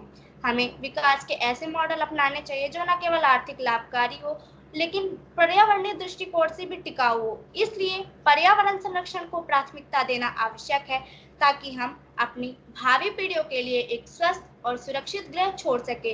यह न केवल हमारी जिम्मेदारी है बल्कि हमारे आर्थिक और सामाजिक विकास के लिए भी महत्वपूर्ण है। बदले हम तस्वीर जहाँ की सुंदर सा एक दृश्य बनाए, बदले हम तस्वीर जहाँ की सुंदर सा एक दृश्य बनाए, संदेश ये हम सब तक पहुँचाए, आओ पर्यावरण बचाएं, आओ पर्यावरण बचाएं। धन्यवाद। धन्यवाद. Yes. Now I ask one of the judges to pose a question. I request one of the judges to pose a question. Yes, sir. Good evening बेटा, आपका नाम क्या है? स्नेहा तिवारी। स्नेहा, ओके स्नेहा. स्नेहा, आपने अच्छे से अपना पॉइंट्स प्रेजेंट किए हैं. स्नेहा, आप एनवायरमेंटल प्रोटेक्शन या उसका नेचर का संरक्षण के बारे में बात कर रहे थे. तो अगर इकोनॉमिक ग्रोथ नहीं होगा, अगर तो एनवायरनमेंट से हम कितना रिसोर्स यूज कर सकते, कैसा हम रिसोर्स यूज कर सकते हैं जिससे कि हमको इंडस्ट्रीज पे डिपेंड नहीं करना पड़े. हम कैसे यूज कर सकते हैं एनवायरनमेंट से? मैम, इसे आप हिंदी से बोल सकती हैं. हिंदी में ही बोला है कि हम पर्यावरण से हम किस तरह की चीजें हम रोज के जीवन में इस्तेमाल कर सकते हैं जिससे कि हमें फैक्ट्रीज पे या जो चीजें इकोनॉमिक ग्रोथ लाती हैं उसके ऊपर ज्यादा डिपेंड नहीं करना पड़े, उसके ऊपर निर्भर नहीं करना पड़े. मैम, सौर ऊर्जा. सौर ऊर्जा, ओके. और बताइए. मैम, और जल. रोज की जिंदगी, ओके. और मैम, हवा. ओके, आप वो सारे नाम ले रहे हैं जो पर्यावरण के साथ रिलेटेड है. मैं बोल रही हूँ कि वो किस तरह से हमारे जीवन को में आर्थिक वृद्धि ला सकते हैं अगर हम इकोनॉमिक ग्रोथ पे नहीं जाते हैं. तो मतलब पर्यावरण से क्या हम पैसे कमा सकते हैं? मैम, पर्यावरण से पैसे तो नहीं कमा सकते, लेकिन अगर हमारे पास पैसे होगा तो पर्यावरण हम बचा सकते हैं, लेकिन पर्यावरण बचाना भी हमारे लिए बहुत महत्वपूर्ण है मैम. ओके, ठीक है. Alright Sneha, thank you. Thank you ma'am. Thank you. Thank you for your ideas. Now, I would like to invite contestant number 14 to speak against the motion. Good evening, everyone. Honorable members of the jury, esteemed guests, teachers, and my fellow debaters. Greetings of the day to you all. Before I begin, let's take a moment to appreciate the irony. Here, we are engaged in a passionate debate about prioritizing environmental superiority over economic development. Yet, we are surrounded by the fruits of that very economic growth. The clothes we wear, the devices we use, and even the electricity that powers our debate today are the direct results of economic development. And this very fact forces me to oppose the motion that advocates environmental superiority over economic growth. Also, this paradox is a crucial question. Can we truly disentangle ourselves from the benefits of economic progress? Can you envision a life without the advancement made possible by economic growth? A life without advanced healthcare, modern hospitals, improved education, infrastructure, or technologies like high-speed internet and smartphones? Are we really prepared to abandon these benefits for the sake of utopian environmental ideal?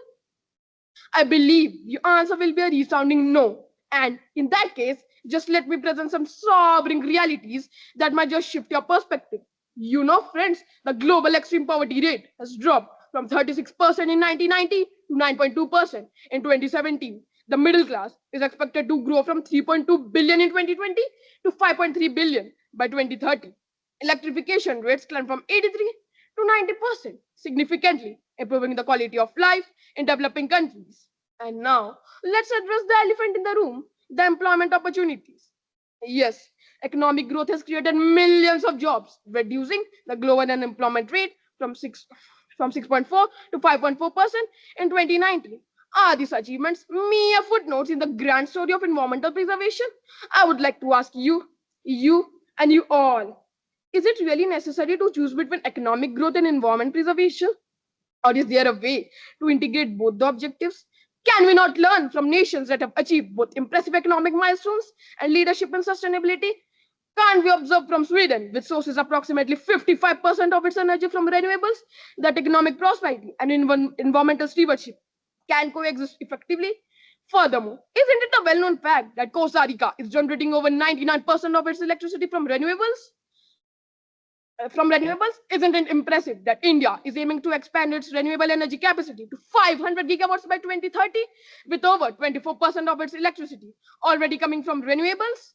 Shouldn't we recognize and applaud the efforts of our own Ultratech cement plant, which is utilizing alternative fuels and raw materials, AFR, to reduce its reliance on coal, lower carbon emissions, and promote sustainable practices in the cement industry? Given these examples, isn't it evident that sustainable economic growth can indeed enhance our capacity to tackle environmental challenges? Doesn't the proven track records of countries illustrate that pursuing eco-friendly policies can lead to both economic and environmental benefits? If yes, then the path is clear, my friends. Thank you and goodbye. Thank you. Now I request one of the judges to pose the question. Okay. What is your name? Ma'am, my name is Pratik Pandey. Pratik, or where are you from? Ma'am, I'm from Chhattisgarh. Chhattisgarh. Acha. So, one of the students here who came before you mentioned that Chhattisgarh mein to ekdam balance hai between economic growth and environmental conservation. Would you agree with that? Thank you, ma'am, for the question. First of all, good evening. Ma'am, I would oppose the fact he told. Ma'am, because I live in Chhattisgarh, and here there's a high rate of pollutions, and the means air quality is not that good. Ma'am, and deforestation is increasing from past few years in Chhattisgarh, because I'm staying here from like 4 to 5 years, and I have seen that. Sure. And what are the causes of pollution? Ma'am, the causes of pollutions are, ma'am, the old citizen here. Ma'am, my grandfather also, he came here, and ma'am, he was also like very ill because of the pollution. He had cancer because of that, and then we had to shift him to Hyderabad. This was one of the causes, which I have only seen in front of my eyes. Right. So you have experienced it. Yes, ma'am, my grandfather. So do you agree with the topic that you've debated for today? Ma'am, pardon me, but can you repeat the question? Yeah, no. So what did you argue for today? What were you arguing for in your debate today? Ma'am, I was arguing that economic prosperity is better than ma'am, the both economic prosperity and environmental stewardship can coexist effectively. Am Right. I? Do you think they can coexist? Have Yes, you ma'am. experienced that? Yes, ma'am. Definitely. I think in my debate only I have given so many examples that our own Alphatec cement plant, our own country India, and Costa Rica, which is generating over 99% of its electricity from renewables. Okay, so you think there is a possibility? Yes, ma'am. Definitely.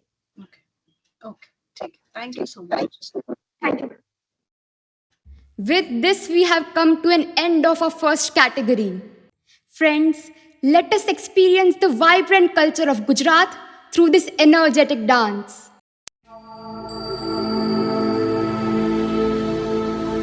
आइए आज जानते हैं सोमनाथ ज्योतिर्लिंग की पौराणिक कथा। प्रजापति दक्ष ने चंद्रमा के साथ अपनी 27 कन्याओं का विवाह किया था।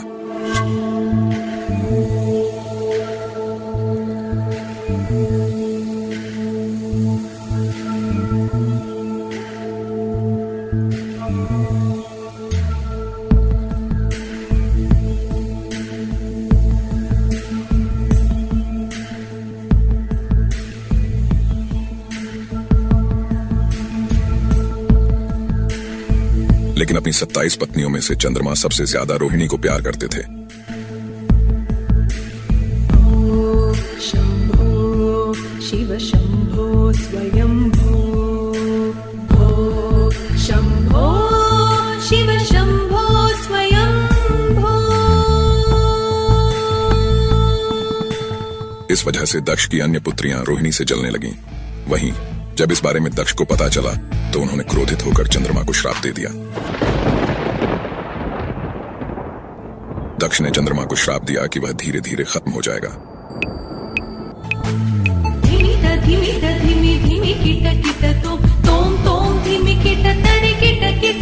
बाद में अपने इस श्राप से मुक्ति पाने के लिए चंद्रमा ने ब्रह्मदेव के कहने पर भगवान शिव की घोर तपस्या की।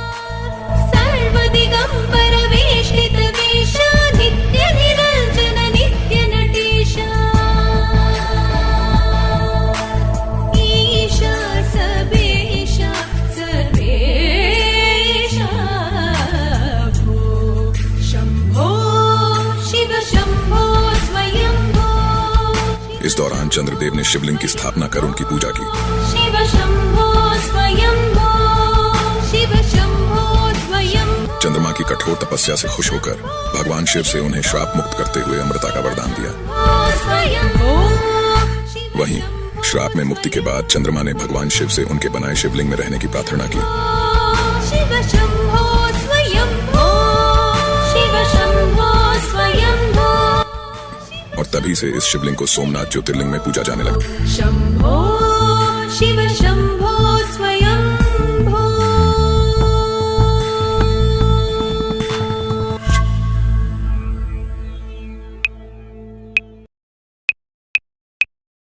ऊंचे रहे जो तेरे कद से इरादे, तो ये फलक मगरूर।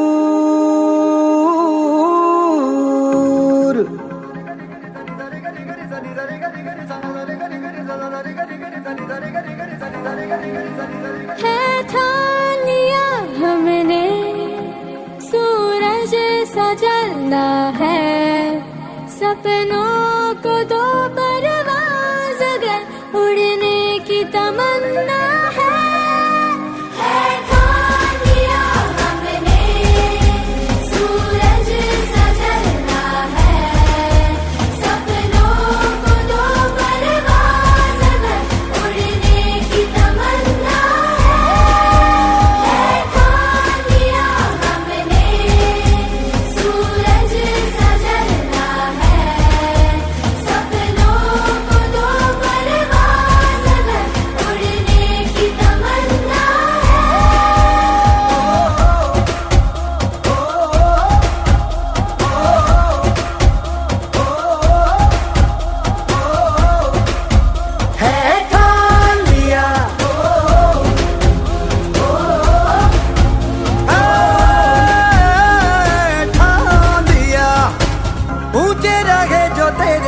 से इरादे, तो ये फलक मगरूर। बेबस होके तेरे आगे दिखेगा मजबूर। तुम दाना ना तुम दाना ना तुम दाना ना ना तुम दाना ना ना ना करे। तुम दाना ना तुम दाना ना तुम दाना ना तुम दाना ना ना करे।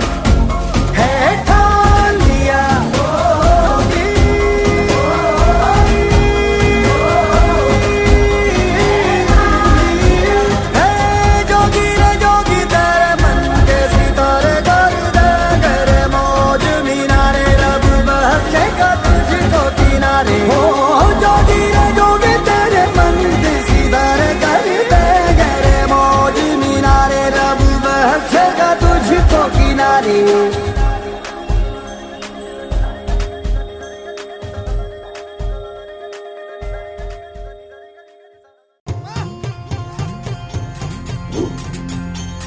રમતી આવે માડી રમતી આવે મેલડી માડી આજ રમતી આવે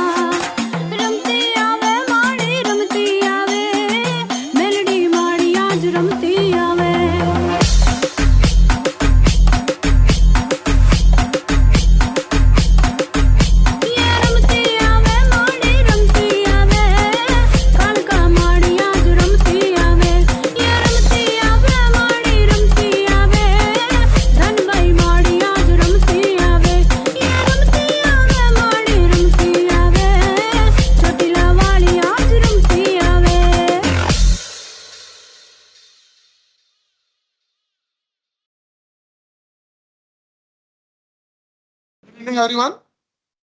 So now we are beginning with the senior section. Okay, that's fine. I want all the participants to switch on the camera for the attendance and then we'll go forward. I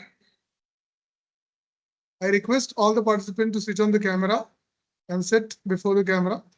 We'll have an attendance.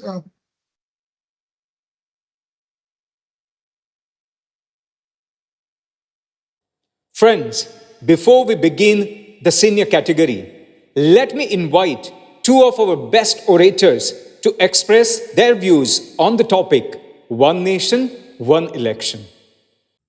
Imagine a nation where every election cycle is synchronized, where the cacophony of political campaigns does not drown out the steady pulse of progress.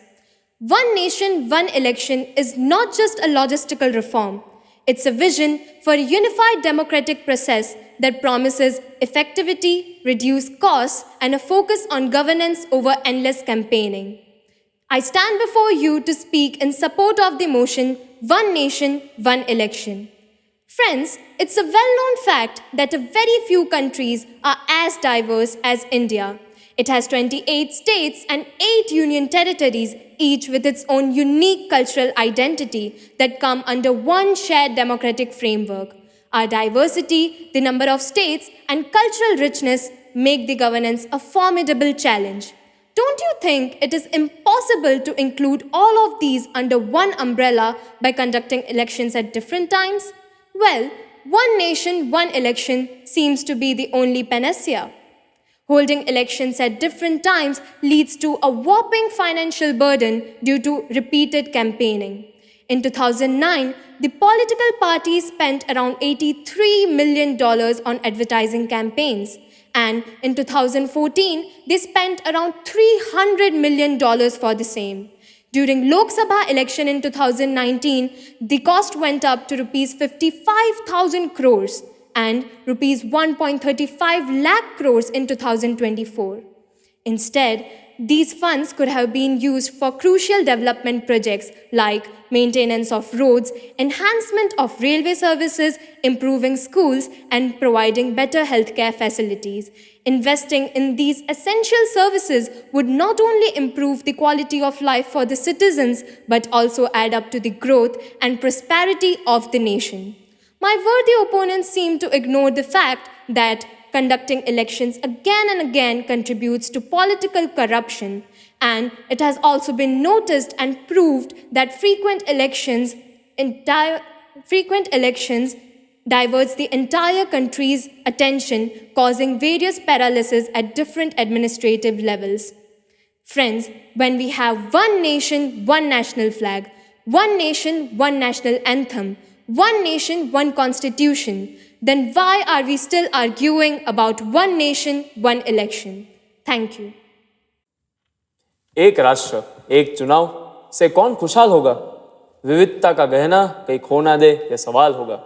नमस्कार, आज मैं राजीव कक्कड़ इस सभा में एक राष्ट्र एक चुनाव के विचार के विपक्ष में अपने विचार प्रस्तुत करना चाहता हूँ।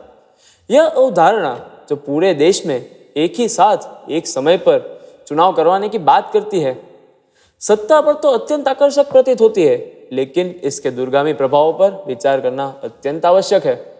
जैसे कि आप सब जानते हैं, भारत एक विविधतापूर्ण देश है जहां भिन्न भिन्न राज्यों और क्षेत्रों की अलग अलग प्राथमिकताएं और समस्याएं होती है। अगर चुनाव एक साथ करवाए जाते हैं तो क्षेत्रीय मुद्दों की अनदेखी होने का खतरा है। अगर राष्ट्रीय और राज्य चुनाव एक साथ करवाए गए तो राष्ट्रीय मुद्दों पर ज्यादा ध्यान दिया जाएगा और क्षेत्रीय मुद्दों को दरकिनार कर दिया जाएगा।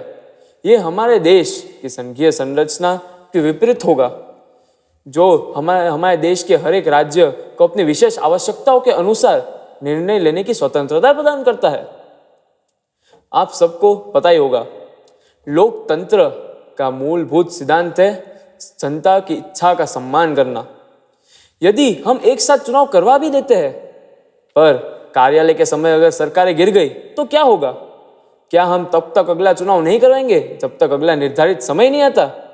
यह तो न केवल संविधान के खिलाफ है, पर जनता के अधिकारों का उल्लंघन भी हो जाएगा। मैं आप सबको एक बात बता दूं कि इस देश में कोई भी चीज मुफ्त में नहीं होती है। उसी प्रकार एक साथ चुनाव कराने पर हमें बड़े पैमानों पर संसाधनों की आवश्यकता पड़ेगी। राज्य और केंद्रीय सरकार के चुनाव करवाना, मतदान केंद्र को बढ़ाना, सुरक्षा व्यवस्था, मतदाता सूची को अपडेट करना, यह सब अत्यंत कठिन कार्य है जो हमारे वित्तीय बोझ को भी बढ़ाएंगे और हमारे देश की आर्थिक स्थिति को और कमजोर कर देंगे। एक राष्ट्र एक चुनाव करवाने के लिए हमें हमारे देश के संविधान में कई संशोधन और बदलाव भी लाने पड़ेंगे।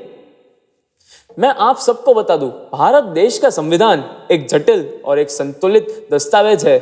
यह हमारे देश के हर एक हिस्से की विशेषताओं को ध्यान में रखकर बनाया गया है।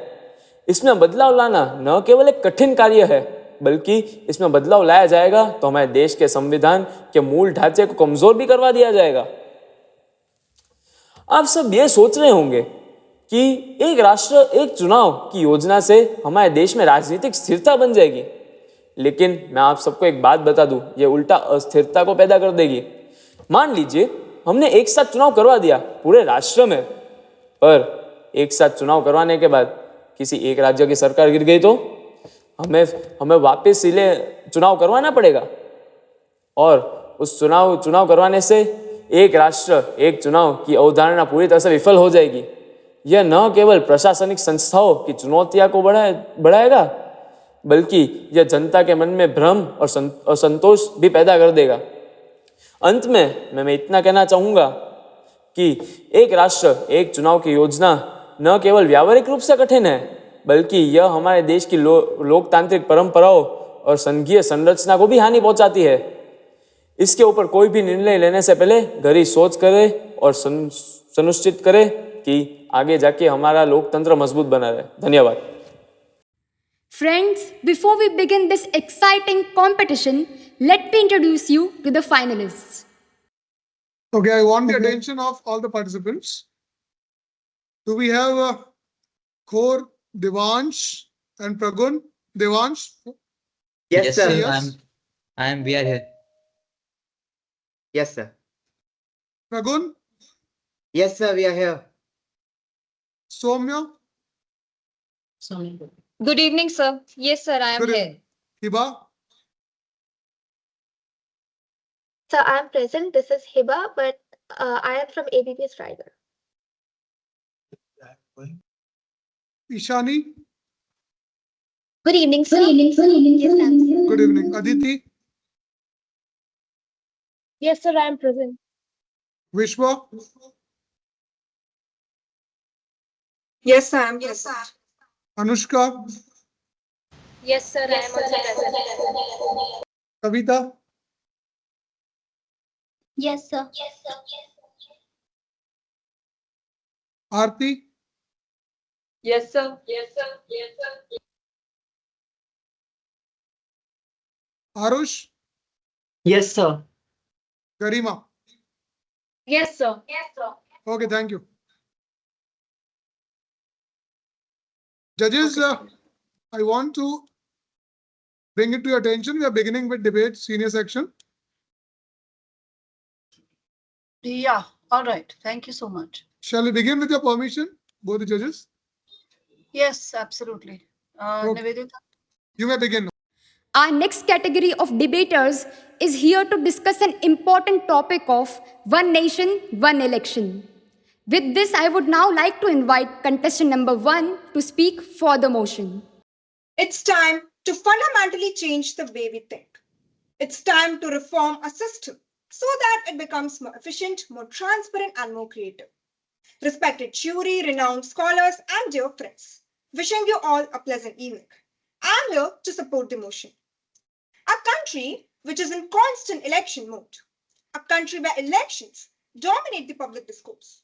For India, what else can be a better idea than having one election? Let's analyze the current situation in our country. The constant cycle of elections at the national and state levels disrupt the normal functioning of the government. We all know, once the Model Code of Conduct comes into force, no schemes or grants will be announced or launched by the government. As per CII, that is Confederation of Indian Industry, even the private sector is reluctant to invest months before and after the election. In short, policy making and implementation get bogged down as the administration shifts its focus from governance towards election preparedness.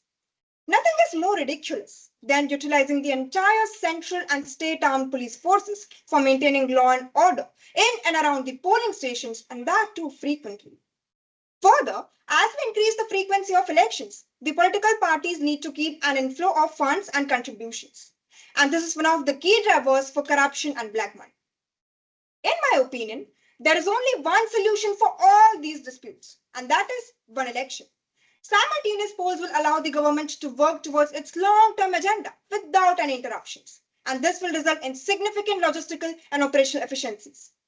You will be surprised to know that the 2024 Lok Sabha election was the most expensive poll ever in the history of India, with an expenditure of 1.35 lakh crores.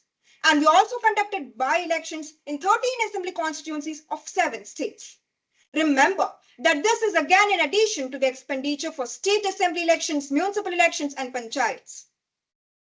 According to Niti Aayog report, diminishing the frequency of elections would result in savings ranging from 7,500 crores to 12,000 crores. And this can be better utilized for other sectors like healthcare programs and rural development. The current system of staggered elections often leads to political instability, with governments frequently changing at the state levels. Simultaneous elections, on the other hand, will provide much needed political stability, allowing the government to work on governance. It will also enhance the quality of decision making as the government can plan and execute policies without the constant pressure of upcoming elections. I strongly believe that one election is the need of the hour to unlock India's full potential. Let me ask to all those who are lamenting on the democratic principles of a country, why do you prefer selective silence on the strangulation of our democracy again and again during multiple elections? It's high time. It's high time for us to move from the politics of constant campaigning to the politics of continuous progress. Moreover, it's the only solution to save the largest democracy in the world from the clutches of electoral fatigue. Let me conclude with the words of Mahatma Gandhi. Every reform passes through 5 stages, that is indifference, ridicule, abuse, repression, and finally, acceptance. I think the idea of one nation, one election is also passing through these various stages. But I'm sure that it will be applauded by all those skeptics one day. Thank you. Thank you. Thank you. Now I request one of the judges to pose a question. Okay, I'll go first, Nivedita. Is that okay? Yeah, that's perfectly fine. Go ahead. Okay, okay. What is your name? Vishwa Joshi. Vishwa, yes. Vishwa, you spoke well. It was good listening to you. I just have a couple of questions. One, what actually prevents us from having one election? Why is it that we don't have one election in the first place? Ma'am, thank you for the question. I feel that at present, India is a developing country. It's on its way for being a developed country. And due to this, I feel that there are challenges which would be faced by this reform. No, If so we are economically stable.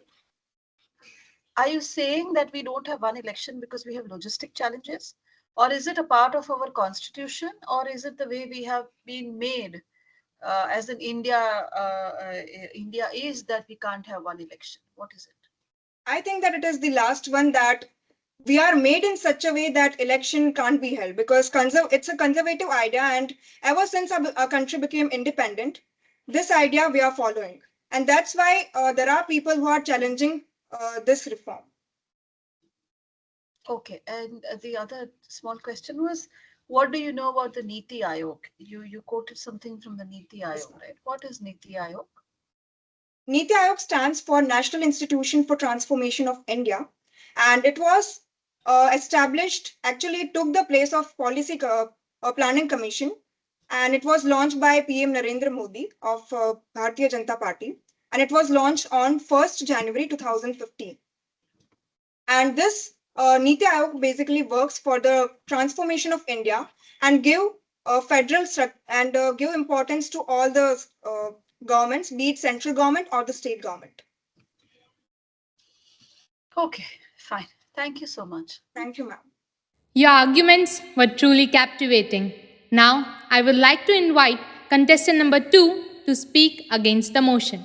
जन जन की बात करना लोकतंत्र की पुकार है, एक देश एक चुनाव इस पुकार पर प्रहार है। नमस्ते आदरणीय निर्णायकगण, आज मैं विषय के विपक्ष में अपने विचार प्रस्तुत कर रही हूँ। महोदय, भारतीय संविधान का अनुच्छेद 1 यह कहता है कि भारत राज्यों का संघ है, लेकिन एक देश एक चुनाव लागू होने के बाद यदि लोकसभा किसी भी कारण से भंग हो जाती है तो देश की समस्त विधानसभाओं को भी भंग कर दिया जाएगा। और एक ऐसा लोकतंत्र है जहां मौजूदा सरकार को अपना कार्यकाल भी पूरा नहीं करने दिया जाएगा। यह तो सरेआम भारत जैसे विशाल लोकतंत्र की हत्या है और भारत के संघीय ढांचे पर प्रहार है। मान्यवर, एक देश एक चुनाव की नीति का पालन 1967 तक भी हुआ था, परंतु यह पूरी तरह विफल रही क्योंकि 1968 और 1969 में कुछ राज्यों में सरकारें भंग हुई थी। हम सबको यह समझना होगा कि इतिहास के ठुकराए गए सिक्के वर्तमान में नहीं चलते। महोदय, मैं अपने विपक्षियों से एक सवाल पूछना चाहती हूँ कि क्या इतने बड़े देश में एक साथ चुनाव कराना संभव है? नहीं महोदय, नहीं, यह तो संभव नहीं है क्योंकि जब अलग अलग चुनाव होते हैं तब भी पुलिस और सुरक्षा बलों की तैनाती में कमी रहती है, और अगर एक साथ चुनाव करवाए गए तो भारी संख्या में सुरक्षा बलों की तैनाती करनी पड़ेगी, जिससे देश की सुरक्षा को खतरा भी हो सकता है। महोदय, यदि एक साथ चुनाव होगा तो केवल राष्ट्रीय मुद्दों पर ही ध्यान दिया जाएगा, जिससे राष्ट्रीय मुद्दों के सामने स्थानीय मुद्दे और क्षेत्रीय दल गौण हो जाएंगे। और क्या होगा महोदय यदि चुनाव में किसी भी राज्य में किसी भी दल को स्पष्ट बहुमत नहीं मिला, तो क्या 5 साल तक उस राज्य में राष्ट्रपति शासन ही लगा कर रखेंगे? क्या होगा यदि चुनाव के 1 साल, 1.5 साल या 2 साल बाद केंद्र की सरकार गिर जाए, जिस प्रकार इंद्र कुमार गुजराल जी की गिरी, चंद्रशेखर जी की गिरी, अटल जी की गिरी? क्या होगा यदि चुनाव के 30 महीने, 40 महीने बाद राज्य की सरकारें गिरना शुरू हो जाए, जिस प्रकार जम्मू और कश्मीर में गिरी थी, कर्नाटका में गिरी थी? बात अगर अनुच्छेद 356 की जाए, जो राष्ट्रपति को राष्ट्रपति शासन लगाने की अनुमति देता है, तो क्या गारंटी है कि इसका दुरुपयोग नहीं होगा? क्या गारंटी है कि जो जवाहरलाल नेहरू ने केरला में कमलेश सरकार के साथ किया, जनता दल ने यूपी, बिहार, राजस्थान में किया, इंदिरा गांधी ने पंजाब, उड़ीसा, तमिलनाडु में किया, वह मौजूदा सरकार नहीं करेगी? और केंद्र में तो 356 लगाने का प्रावधान ही नहीं है महोदय। और जब मेरे विपक्षी कहते हैं ना कि एक देश एक चुनाव को लागू करने से चुनावी खर्च में कमी आएगी, तो मैं इन्हें बता देना चाहती हूँ कि विधि आयोग के आंकड़ों के अनुसार यदि वर्ष 2024 में लोकसभा और विधानसभा के चुनाव एक साथ होते तो इन चुनाव में 5200 करोड़ रुपए की धनराशि मात्र ईवीएम मशीन और वीवीपैट मशीन पर ही खर्च हो जाती। और इन मशीनों की आयु सिर्फ और सिर्फ 15 वर्ष होती है महोदय। यदि एक साथ चुनाव करवाए गए तो इनका खर्च 3 गुना हो जाएगा। इन आंकड़ों से स्पष्ट है कि एक देश एक चुनाव से तो हमारी अर्थव्यवस्था पर भारी बोझ बढ़ेगा। अर्थव्यवस्था को गति कहाँ मिलेगी महोदय? बार बार चुनाव में जिस अधिक खर्च की बात की जा रही है वह तो वास्तव में वह काला धन है जो राजनीतिक पार्टियां अपने प्रचार प्रसार में पानी की तरह बहाती है। लेकिन इन चुनाव से तो नेताओं का काला धन बाहर आता है, जिससे चुनाव के दौरान बैनर, पोस्टर, प्रचार सामग्री बनाने चिपकाने वालों से लेकर ऑटो रिक्शा वालों तक को रोजगार मिलता है, जिससे हमारी अर्थव्यवस्था को गति मिलती है। इसलिए मैं तो यही कहूंगी कि जब जब चुनाव आता है गरीब के पेट में पुलाव आता है। अलग अलग चुनाव होने से नेता लगातार जनता के संपर्क में बने रहते हैं तथा जनता के प्रति उनकी जवाबदेहिता बनी रहती है। इससे प्रशासनिक कार्यकुशलता भी बनी रहती है, क्योंकि नेता व राज्य सरकारें जनहित के कार्य करवाने व स्थानीय जनता की समस्याओं के त्वरित निराकरण के लिए प्रशासनिक अधिकारियों और सरकारी कर्मचारियों पर निरंतर दबाव बनाए रखते हैं। अंत में अपनी वाणी को विराम देते हुए बस इतना ही कहना चाहूंगी कि एक देश एक चुनाव तुम मत बेचो दरबारों में, सरकार की जवाबदेहिता खत्म हो जाएगी इन एक चुनावी पुकारों में, क्षेत्रीय मुद्दे जल जाएंगे राष्ट्रीय मुद्दों के अंगारों में, संघीय ढांचे पर खतरा मंडराएगा इन एक चुनावी गुहारों में। इसलिए एक देश एक चुनाव नहीं देशित में, मैं यही बात दोहराऊंगी। धन्यवाद। बहुत खूब, धन्यवाद. Now I request one of the judges to pose a question. Sure. Good evening बेटा, आपका नाम क्या है? मैम आरती शर्मा। आरती, ओके आरती, आपने बहुत खूब बोला। और इस बात पे जब जब चुनाव होता है देश की जनता के पेट में पुलाव आता है, तो इस बात पे आप थोड़ा सा और बताइए कि ये किस तरह से ये लागू पड़ता है। यस मैम, अलग अलग चुनाव होते हैं तो जो नेता हैं वो अपने चुनाव प्रचार प्रसार करने के लिए बहुत सारे लाभ, वो बहुत सारे अपनी प्रचार प्रसार करने के लिए किसी को पैसे देते हैं, किसी को क्या देते हैं, किसी को कुछ खाने का सामान देते हैं। तो इस प्रकार से गरीबों के पास जब उनके पास खाने का टाइम, मतलब खाने के लिए रोटी नहीं होती है, उस टाइम पे नेताओं के द्वारा जो ये काला धन का बाहर निकलता है चुनाव के दौरान, इससे इनके पेट में पुलाव आता है चुनाव के दौरान। इस लाइन से मेरा ये तात्पर्य था। राइट, तो क्या ये चीज एक चुनाव वन नेशन वन इलेक्शन के उसमें नहीं आएगा, जब तब भी उनकी जरूरत पड़ेगी, तब भी गरीबों की जरूरत पड़ेगी और प्रचार के टाइम पे? मैम तब भी होगा, बट तब 5 साल में एक बार होगा। तो इसका ये मतलब हुआ कि हम चुनाव पे डिपेंडेंट रहते हैं, गरीब चुनाव पे डिपेंडेंट रहते हैं रोजी रोटी के लिए? नहीं ma'am. Thank you. Thank you. We must say you have mastered the art of persuasion. Now let's invite contestant number 3 to speak for the motion. I present to you today a proposition so audacious that it promises to sweep away the dreary monotony of our political landscape. One nation, one election. Picture this, a brave new world where we, the weary electorate, are no longer chained to the endless cycle of voting, where politicians can finally stop feeling exhaustion from election fatigue and perhaps, just perhaps, start governing. Imagine the sheer ecstasy of knowing that our hard-earned tax money will no longer be frittered away on the extravagant, endless campaign rallies. Yes, I know it sounds too good to be true, but rest assured, I'm speaking in favor of this motion. Let us consider for a moment. No more headaches over clashing schedules, no more sleepless nights coordinating security, and no more fragile nerves over misplaced ballot boxes. One set of dates, one set of ballot boxes, and voila, we'll be gifting ourselves the luxury of time to focus on the trifles of education, healthcare, and infrastructure that got lost in the grand spectacle of our electoral drama.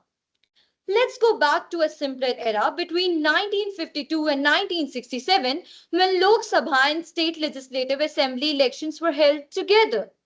But alas, somewhere along the way, we veered off the course and now we find ourselves drowning in the sea of ballots, campaigns, and endless debates. Fast forward to 1999 and 2000, when the Law Commission of India, led by the visionary Justice BP Jeevan Reddy, who had the prescience to suggest to return to simultaneous elections. And yet, the brilliant proposal languished in the dusty tombs of forgotten wisdom, waiting for its moment to shine. In 2017, the nation's think tank Niti Aayog added its voice to the chorus, releasing a discussion paper that laid bare the inefficiencies of our current system. The cost saving of one nation, one election alone are enough to make any finance minister weep tears of joy. The 2019 Lok Sabha election, for an instance, was a staggering rupees 60,000 crore affair. Just imagine the fiscal relief if we could cut down that figure by half, or better yet, by three quarters, by holding elections all at once. My dear opponents, India deploys over 10 million personnel as polling officials across 9,30,000 polling stations during general election. Streamlining the process would allow us to redeploy these resources towards something as significant as national development. I mean, who wouldn't want that? And oh, the sweet, uninterrupted governance. Simultaneous elections would mean fewer interruption by the moral code of conduct, allowing the politicians to lead and focus on their responsibilities rather than being perpetually stuck in the campaign mood. With the electoral pressure eased, we might renaissance genuine public service, a revival of statesmanship that we can all be proud of. So, let's not lose ourselves in the chaos of fragmented, frequent polls, but focus on the bigger picture and reach for greater goals. Imagine the resources saved, the money, the time, the care, redirected to build to grow a future we all share. One nation, one election, a vision so strong and true. For in this unity we find a prosperous path to pursue. Thank you. Thank you so much. Now I request one of the judges to pose a question. Yeah, am I audible? Can you see me? Yes, ma'am. Yes, ma'am, you're audible. Okay, good. So, while you were researching for this debate, did you come across the policy or the document which stated that we should have one election? When Yes, was it ma'am. decided that we should have one election? Ma'am, during the 1952 and 1967, we were having one nation, one election. But it got disrupted because there was political instability, the premature dissolution of Lok Sabha, and the continuous state elections. So then who decided that we would have one, that we can't have one election? Ma'am, the Supreme Court said that there is instability in the government, so we need to have the frequent elections in the country. So it was the Supreme Court that passed the order that we should have frequent elections. Yes, ma'am. Okay. Fine. All right. Did you like researching this topic? Was it helpful for you? Ma'am, honestly, I would say that it was a new thing for me. I was seeing the videos of Lok Sabha where the parties were arguing for this thing. I thought that this is some type of other things, but when I got this topic to speak onto, I was really, amazed with the topic that we can have this system. We were having this system previously, but it got disrupted. Right. No, you made an interesting point saying that it goes beyond the parliament, right? The implications of elections are felt everywhere, right, and they impact everyone, right? So Yes, I'm ma'am. hoping that while researching for this debate, you were able to also maybe understand a few aspects about the Indian electoral system. Yes, ma'am. Okay, good. All right. Thank you so much. Thank you so much, ma'am. Good evening, ma'am. What a convincing argument it was. It is the reason, not the passion, which guide our deliberations and debate. So, let me invite contestant number 4 to speak against the motion. Ah, the grand proposal of one nation, one election. Well, it's like the perfect recipe of turning India's vibrant democracy into a bland uniform stew. By consolidating elections across the states, we are just not risking the autonomy of the states. We are basically throwing the regional diversity out of the window. Because who needs those pesky nuances when you have one size fits for all governance? Right? Wrong. Yes. I'm speaking against the motion. Imagine every single Indian citizen voting on the same day from the cold heights of Ladakh to the warm shores of Gujarat. It seems like a grand unifying event, but this might be a logistical nightmare.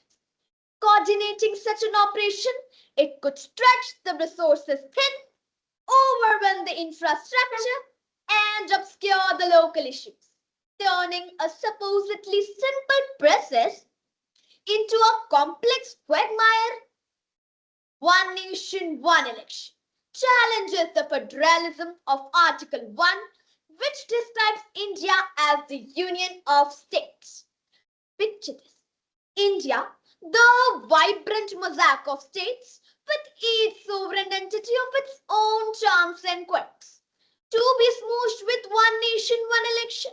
What if the architect of this idea have taken a look to the rich tapestry of our federalism and decided, why not to simplify the chaotic beauty of this monolithic spectacle? And please, don't get me started about the costs. While my worthy proponents talking about the long-term savings, short-term losses, I mean, doesn't it seem like a fiscal comedy? Imagine a desperate scramble for a mountain of VVPATS and EVMS, anchored to budget-busting carnival. Each politician is having a splendid excuse to dance away from their accountability. Okay, no problem. So let's reduce the election frequency, fostering a lovely environment of complacency and delayed attention to local issues. Is that okay? Consider the unique challenges faced in Punjab for the agricultural reforms and in Tamil Nadu for the water crisis. Now, would the one election campaign be sufficient to address such varied concerns? And what about nationalizing local issues? Voters ignoring the specific state needs to focus on grand national narratives? Oh my god, it's like the perfect way of muting diverse voices. Well, in Maharashtra, for instance, political concerns vary widely, from the agrarian issues in Vidarbha to the urban challenges in Mumbai. Sir Bombay case highlighted by the Supreme Court points to the independent constitutional status of states. Now, don't you think that a unified election might infringe upon the constitutional principles? So, a farmer's plea in the field of task, a worker's hope in the factory's mask. Will they find a place to be heard or fade away in the cries of one nation, one election? So absurd. So, think before the call. One size may not fit all. Thank you. Thank you so much. Now I request one of the judges to pose a question. Thank you, Beta. What's your name? Good evening, ma'am. My name is Ishani Chandra. Ishani. Ishani, you presented your points very well and very empathetically. And what I like about is that you have used a lot of grandiose, phrases over here. Um, so you are saying that your opponents are saying that it will reduce the cost and everything, and whereas you are saying that the each state may not be able to present their problems or local issues. So,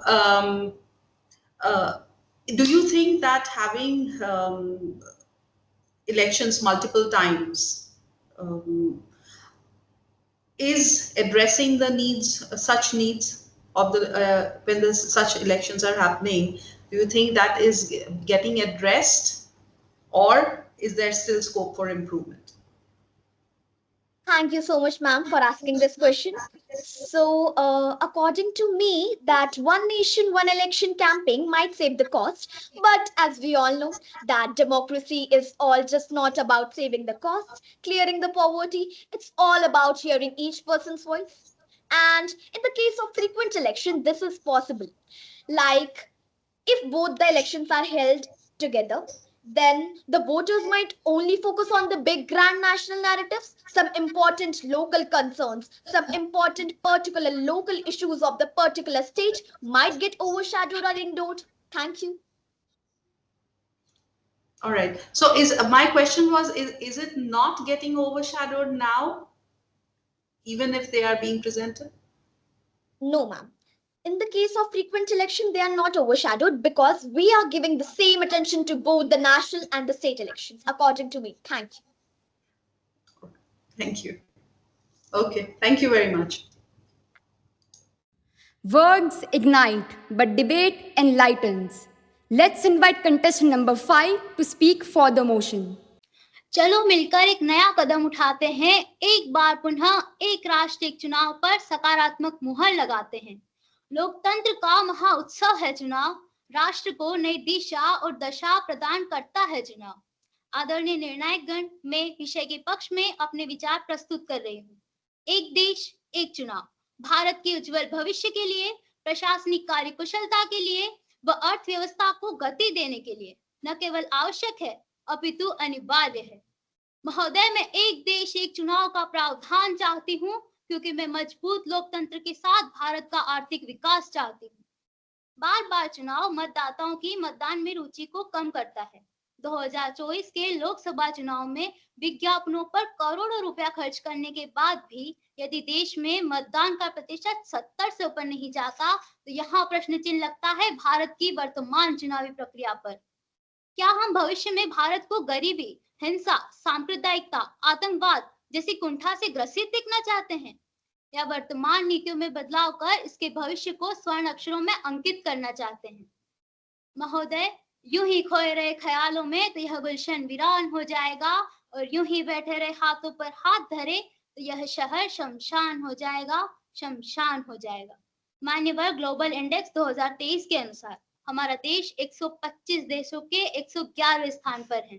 हमारे देश में 25 करोड़ लोग गरीबी रेखा के नीचे जीवन यापन कर रहे हैं। हम देश के लोगों को अच्छी शिक्षा, चिकित्सा, रोजगार व आवास जैसी बुनियादी सुविधाएं उपलब्ध नहीं करवा पा रहे हैं क्योंकि धन की कमी आड़े आती है। महोदय, लोकसभा चुनाव में वर्ष 2009 में 1100 करोड़, वर्ष 2014 में 4000 करोड़ व वर्ष 2019 में 60,000 करोड़ रुपए तक खर्च हुए, जबकि चुनाव आयोग की रिपोर्ट के अनुसार अगर एक साथ चुनाव करवाए गए तो सिर्फ 4500 करोड़ रुपए ही खर्च होंगे। एक देश एक चुनाव से हम इन चुनावी खर्च को विकास कार्यों में लगा सकते हैं। महोदय, हर वर्ष हमारे देश में औसतन 5 से 7 विधानसभाओं के चुनाव होते हैं। हर चुनाव से ठीक पहले बड़े बड़े प्रशासनिक अधिकारियों के तबादले किए जाते हैं, जिससे प्रशासनिक कार्य प्रभावित होता है और आर्थिक बोझ पड़ता है। बार बार चुनाव से आदर्श आचार संहिता लागू होती है। सरकार नई योजनाएं लागू नहीं कर सकती, नए प्रोजेक्ट की शुरुआत, नई नौकरियों की घोषणा नहीं कर सकती। चुनाव में राजनीतिक दलों द्वारा जो लोक लुभावन वादे किए जाते हैं, जिससे अस्थिरता तो बढ़ती ही है, साथ ही देश के आर्थिक विकास पर नकारात्मक प्रभाव पड़ता है। बार बार चुनाव शासन की नीतियों को दीर्घकालिक लक्ष्यों को अल्पकालिक लक्ष्यों की ओर ले जाते हैं, जिससे आर्थिक नियोजन पीछे छूट जाता है। आचार्य चाणक्य ने कहा था, किसी भी राष्ट्र का उदय व अस्त एक शिक्षक के हाथों में होता है, परंतु दुर्भाग्य है कि हमारे देश के शिक्षक इन चुनावी व्यवस्थाओं में इतने व्यस्त होते हैं कि वे बच्चों की शिक्षा पर पर्याप्त ध्यान नहीं दे पाते। महोदय, ऐसा भी नहीं है कि हमारे देश में पहले कभी एक साथ चुनाव न हुए हों। इससे पहले वर्ष 1952 से 1967 तक एक साथ चुनाव निर्विघ्न रूप से संपन्न हुए हैं। लेकिन देश हित को छोड़कर अपना ही स्वार्थ साधने के लिए विरोध कहां तक उचित है? प्रशासनिक दक्षता में वृद्धि, आर्थिक विकास, निरंतरता, कुशासन व भ्रष्टाचार को रोकने और एक अनुकूल आर्थिक व सामाजिक वातावरण के निर्माण के लिए एक राष्ट्र एक चुनाव आवश्यक है। अंत में मैं इन पंक्तियों के साथ अपनी वाणी को विराम देती हूँ कि मुझे बार बार चुनाव नहीं, एक खुशहाल हिंदुस्तान चाहिए। गरीब की थाली में रोटी चाहिए, अस्पताल में शिक्षक, अस्पताल में डॉक्टर, स्कूल में शिक्षक चाहिए। मुझे बार बार चुनाव नहीं, मेरे देश की बुनियादी सेवाओं को पूरा कर सके वह अभिमान चाहिए। मुझे एक देश, एक चुनाव, अखंड भारत, विकसित व शक्तिशाली राष्ट्र चाहिए। धन्यवाद। Dhanyawad. Now I request one of the judges to pose a question. Yeah. Am I audible? आपको दिखाई दे रहा है? हाँ, well done. आप बहुत अच्छे से बोले, बहुत अच्छा लगा आपको सुन के। आपकी स्पेशली भाषा एकदम शुद्ध है, which is very nice. Thank you. या आपका नाम क्या है? मैम कविता गायरी। कविता, अच्छा। कविता कहाँ से है आप? मैम मध्य प्रदेश से। मध्य प्रदेश से, ठीक है। अच्छा कविता, एक बात बताइए, जब आप ये रिसर्च कर रहे थे ये डिबेट के लिए, तब आपने पढ़ा भी होगा कि ये जो एक इलेक्शन का जो है, तो उसमें क्या क्या चैलेंजेस आ सकती है? मैम एक इलेक्शन को लागू करने के लिए हमें पहले तो हमारे संविधान में संशोधन करने पड़ेंगे, 5 संशोधन करने पड़ेंगे, और जो क्षेत्रीय के वो है नेता वगैरह वो सब भी इसका विरोध करते हैं, तो पहले हमें उनका वो चाहिए समर्थन। अच्छा, और फिर इतने सारे प्रदेश हैं, इतने सारे स्टेट्स हैं, कैसे लॉजिस्टिक्स मैनेज कर पाएंगे अगर एक इलेक्शन हुआ तो? मैम ये सब हो सकता है कि सारे इलेक्शन एक ही दिन करवाए जाए। सारे मतलब चारों इलेक्शन अगर एक ही दिन करवाए जाएंगे तो सारे मतदाता भी मतलब इंटरेस्ट के साथ इलेक्शन देने आएंगे। सारे राज्यों में हो सकता है ये। आपको लगता बस है हमें कि हो समर्थन पाता है? चाहिए, हर एक राज्य का समर्थन चाहिए। ठीक है, ठीक है। आपने अपना रिसर्च कैसे किया वैसे? फटाफट बताइए, कैसे आपने गूगल पे सब इंफॉर्मेशन ली? कहाँ से इंफॉर्मेशन ली आपने? मैम थोड़ी इंफॉर्मेशन गूगल से ली है और थोड़ी जैसा कि पढ़ते ही आ रहे हैं हम, तो क्या होता है वगैरह उससे। अच्छा, आपकी टेक्स्ट बुक वगैरह से पढ़ के मैम। आपने लिए। ठीक है, कहीं और कुछ रिफर किया, कोई और रिसर्च किया आपने? नो मैम, जितना मतलब मैक्सिमम मैटर तो सारा बुक से और गूगल से ही निकाला। और यह कविताएं किसकी है, आपकी है? No ma'am. ठीक है, ठीक है, thank you so much. Thank you ma'am. Debate is where words spark war of wisdom. Now, let me invite contestant number 6 to speak against the motion. Good governance requires wisdom, and wisdom demands foresight. A nation that rushes into change without thought will stumble into turmoil. Esteemed jury, respected teachers, and all dear friends, a very pleasant evening to all. My position today is against the motion. A country where the Lok Sabha elections were held in 7 phases, that too in 3 consecutive months. Isn't it absurd to talk about one election? Recently, the Election Commission announced assembly elections in Jammu Kashmir and Haryana, again in 3 phases. If holding elections in one phase is practically not possible for a single state, then how can we plunge into a conclusion for the entire nation? Our country is characterized by immense diversity, with states having distinct regional and local issues. It requires focused attention and representation. It's obvious that simultaneous elections sideline state-specific agendas, and you know the consequences. The national narrative and issues may take precedence. The democratic values of our nation that we all are proud about will be in jeopardy. Moreover, the initial investment for such a reform could lead to a catastrophic collapse of the economy, as the requirements of EVMs will double along with other logistic challenges. In a diversified country like India, it is always preferable to have elections according to the diversities of various states. Let me remind you one thing. The The concept of one election is not new to the country. Post-adoption of our constitution, simultaneous elections were held in 1952, 57, 62 and 67. Our history itself is a testimony that this is an impractical idea. And who knows, history can be repeated. So what I suggest is, instead of running behind an inappropriate idea, let's make our present bureaucracy more systematic and corruption-free. For me, that should be a priority. The world's largest democracy has so many issues that need the emergency attention. One election won't address any of these basic issues of the common man. Why should we think about reform that would lead us to more and more complexities? Implementing such a reform would require significant changes to the Indian Constitution. The legal challenges extend beyond mere amendments. Curtailing or extending the term of existing legislatures in line with the rest of the country is another nightmare. The potential risk it poses to India's federal structure, diversity, and democratic principles are so significant that it cannot be ignored. After all, we cannot compromise with the fundamental principles of our vibrant democracy in the name of efficient governance. For me, one election is a weird suggestion to enhance the efficiency of government. For this, deserving candidates should be elected for the assembly and parliament. A reform without reflection is like a ship without compass. So reflect. Reflect on the danger that one election poses. So let's remain one nation with one notion, not one election. Thank you. Now I request one of the judges to pose a question. Yeah. Good evening, ma'am. My name is Anushka Mulchandani. Anushka. Anushka, which state do you belong to? Gujarat. Okay, you're coming from Gujarat. Okay, my state. Okay, all right. All right, Anushka, obviously you've stated very emphatically your points that why it should not be held one election at the same time. Do you think that constitutionally we are ready to, if such a if we implement, do we need to make any changes to our constitution, or we are ready with it, that we can just implement it? Good evening, ma'am. Thank you for the question. Ma'am, according to me, still we are not ready constitutionally. We need to, amendments will have to be made if we implement one election, because there are many amendments which do not support one election. For example, there is one there is, if elected government has a tenure of 5 years, then if we conduct a one election, then if one elected government has completed its 1 year and another elected government has its completed its 2 years, then we have to curtail or extend the tenure if we go for one election.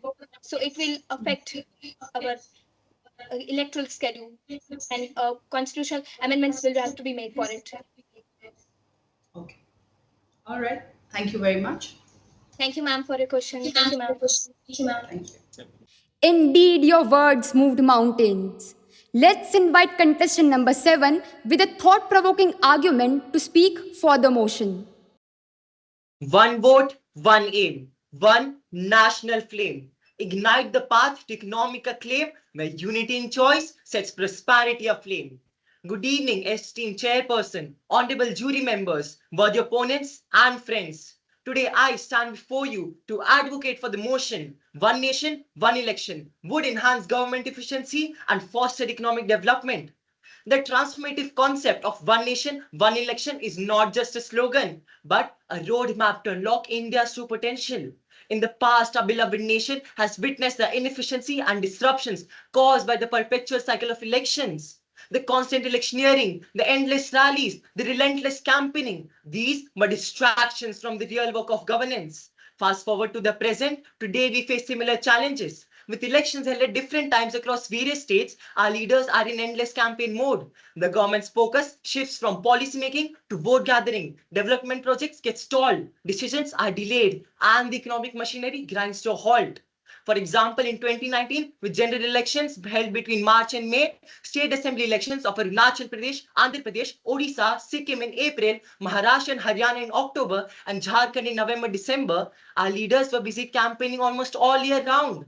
The question we must ask ourselves is, can we afford to let this continue? What if we had a single electoral cycle for the entire nation? One synchronized election for the Lok Sabha and all state assemblies. The benefits would be numerous and transformative.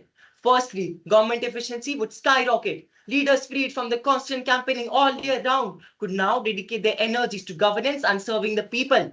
In India, the model code of conduct is strictly enforced before elections, preventing governments from launching new initiatives or bolstering infrastructure and healthcare, ensuring the scarcity of fair elections. However, with the multitude of elections occurring in a rapid succession, aren't we hampering national progress? With elections happening in a near constant cycle, this restriction becomes a stranglehold on progress, leaving a mere 3 to 4 months for the government to make meaningful progress. Aligning election cycle allows the government to dedicate ample time to the formulation and implementation of development plans. Moreover, the economic advantages are irresistible. With unified election schedule, the financial burden of conducting multiple elections would be drastically reduced. In 2014, rupees 3,780 crores were spent, and in 2019 elections, rupees 60,000 crores were invested. According to a report published by the Niti Aayog, these savings could have been cut down by 30 to 40% if these elections were held simultaneously. Imagine the development that could have taken place if these savings were channeled into vital sectors like healthcare and education. My worthy opponents may also argue that implementing one nation, one election is a near impossible task. However, from gaining independence in 1947 to becoming the first country in the world to enter Mars's orbit on its first try, from defying all odds and creating our own vaccines to becoming one of the world's largest and most vibrant startup ecosystems, we Indians have proven time and time again that just because something appears impossible doesn't mean that it always is. If countries like Sweden, South Africa, and Belgium can do it, then why shouldn't we Indians embrace a system where our resources are better allocated and our focus is on progress rather than politicking? In conclusion, I would like to ask a question to not only my fellow debaters, but to every single person listening. Will we continue with a system that breaks our focus and depletes our resources? Or will we embrace a future where governance and economic progress are finally given the priority they deserve? Let us embrace progress for politics. Let us choose unity over division. Let us choose purpose over distraction. Together, we can forge a brighter future, not just for ourselves, but for generations yet to come. The time to act is now. Choose advancement. Choose solidarity. Choose a lasting legacy of progress and prosperity. Thank you. Thank you so much. Now I request one of the judges to pose a question. Okay. Right. I like the passion with which you spoke. I thought you spoke very well. So well done. I just have one question for you. Do you know of any country where one election, this idea of one election has worked very well? How many countries across the world use or um, have this policy of one election? Thank you, ma'am. I will welcome your question. Countries such as Sweden, South Africa, Belgium, Japan, Germany, and many other countries follow one nation, one election. And most prominently in South Africa, this one nation, one election is being held very good, and it is very efficient. Right. So no. So then help me understand, saying that the populations of these countries and the demographics and all are very different. How then would India fare if we had one election? Do you think that we stand a chance there? Yes, ma'am. Ma'am, I personally think that the principle of one nation, one election is not related to population, but it is related to the education and implementation that is done by the country. For example, in India, the Aadhaar enrollment, which was for over 1 billion people, which included rural and poor people, was implemented successfully. Which shows that with the right amount of education and awareness about voter education, we can implement one nation, one election. Also, our youth is more educated and our literacy rate is going up every single day. And our nation is a developing nation. Thus, we can know that implementing one nation, one election will be held efficiently in our country. Thank you. Thank you so much. Thank you, ma'am. We must say you engaged, emerged, and you enlighten. Now, get ready to welcome contestant number 8 to speak against the motion. The act of integrating elections violates the Constitution. And democracy? What's that? Greetings to the respected adjudicators present here. Today, I highlight my points against the motion that one nation, one election would enhance government efficiency and foster economic development. Let's face it, does one size fit all policies? Is the issue of Maharashtra similar to the issue of Bihar? Not a chance. Economic development depends on focused local solutions and not on some political slideshow. Besides, if only a handful of issues take the center stage for elections, guess what will get ignored? The regional issues. My fellow opponents have to agree that the high profile national policies might just push them back. The one nation, one election proposal suggests confidence motions for the stability of government. Seems to be a wonderful idea, right? But to the supporters of simultaneous elections, which government stability are we talking about? What would be the most preferred agenda for the government? Actual policy making? Or just procuring votes? What about the issues of increased political instability and paralyzed governance? What about the administrative burden for organizing confidence motions? It will certainly strain resources. And let us not forget the economic turmoil. The investors, they might feel as stable as a tightrope walker in a storm. Is this not enough to disturb the economic stability? So is this the path to stability? Or are we getting friends with chaos wrapped in a neat package of good intentions? Recently, the election commissioner Rajiv Kumar made it very clear that the commission can't hold the upcoming state elections in just 3 states at once. And we are talking about simultaneous elections on a nationwide scale. Easier said than done. And the outcomes will be none. Now, I ask my worthy opponents, are we really looking at one nation, one election? Or one nation, one party? Well, my friends, imagine walking into a polling booth and casting your vote for all the levels of governance. Pretty convenient, right? But convenience here is not the real face of it. One election goes against the spirit of federalism. It would completely blur out a voter's thinking and reduce the gains made by the regional parties in favor of the national parties. The consequence? Well, voting for the same party at both the levels. An IDFC survey shows that there is a 77% chance that majority of people may choose the same party. Do not forget, as far as our country's parliamentary system is concerned, the stability of government depends not on the election dates, but on the parliamentary survival. To my opponents, what if the government falls after 6 months? Will there be a president's rule? What will happen to democracy? My dear friends, past experiences show that our central government itself had fallen due to hung parliament. To mention a few, VP Singh government, Morarji Desai government, Charan Singh government, Atal Bihari government, Devagora government, and many more. And once the central government falls, there will be no presidential rule. We need to have a re-election. To conclude, we, the people of India, must not let our democracy be converted into a dictatorship. Because in a democracy, you believe the things or not. But in a dictatorship, you believe the things or else. Thank you very much. Thank you. Thank you. Now I request one of the judges to pose the question. Good evening. You raised quite a few points about this going towards the path of dictatorship, and if the government falls, and how do we get back? And there would be a re-election. So you, while doing the research, you And you have heard your previous opponent, the speaker before you. He named a few countries who have the one nation, one election policy, and they are running it successfully. Um,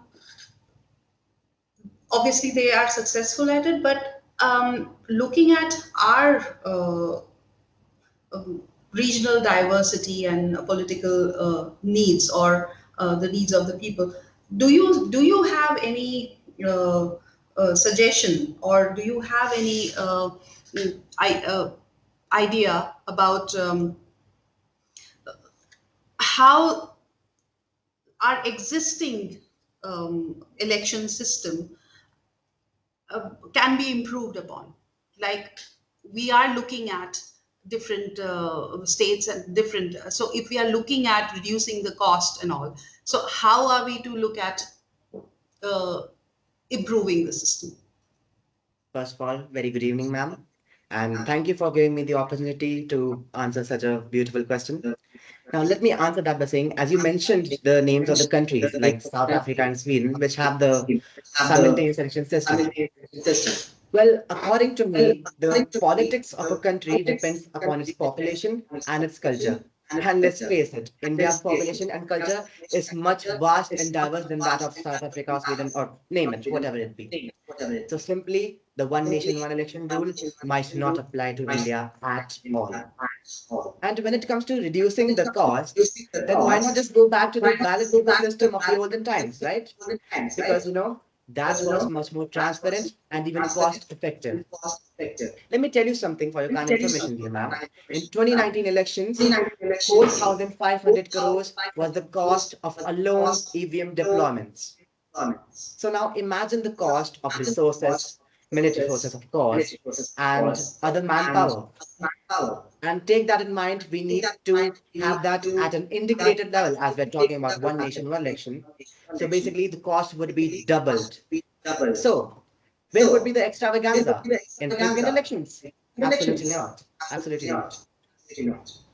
The extravaganza will be in one nation, one election. And speaking of electoral system, ma'am, according to me, changing the electoral pattern of a country would not change the dark realities. As you posed that, how can we improve the electoral system? Well, the answer is we just need to be curious enough to wait for the future. Thank you very much. And hope that satisfies the question. Thank you so much. Yes, thank you.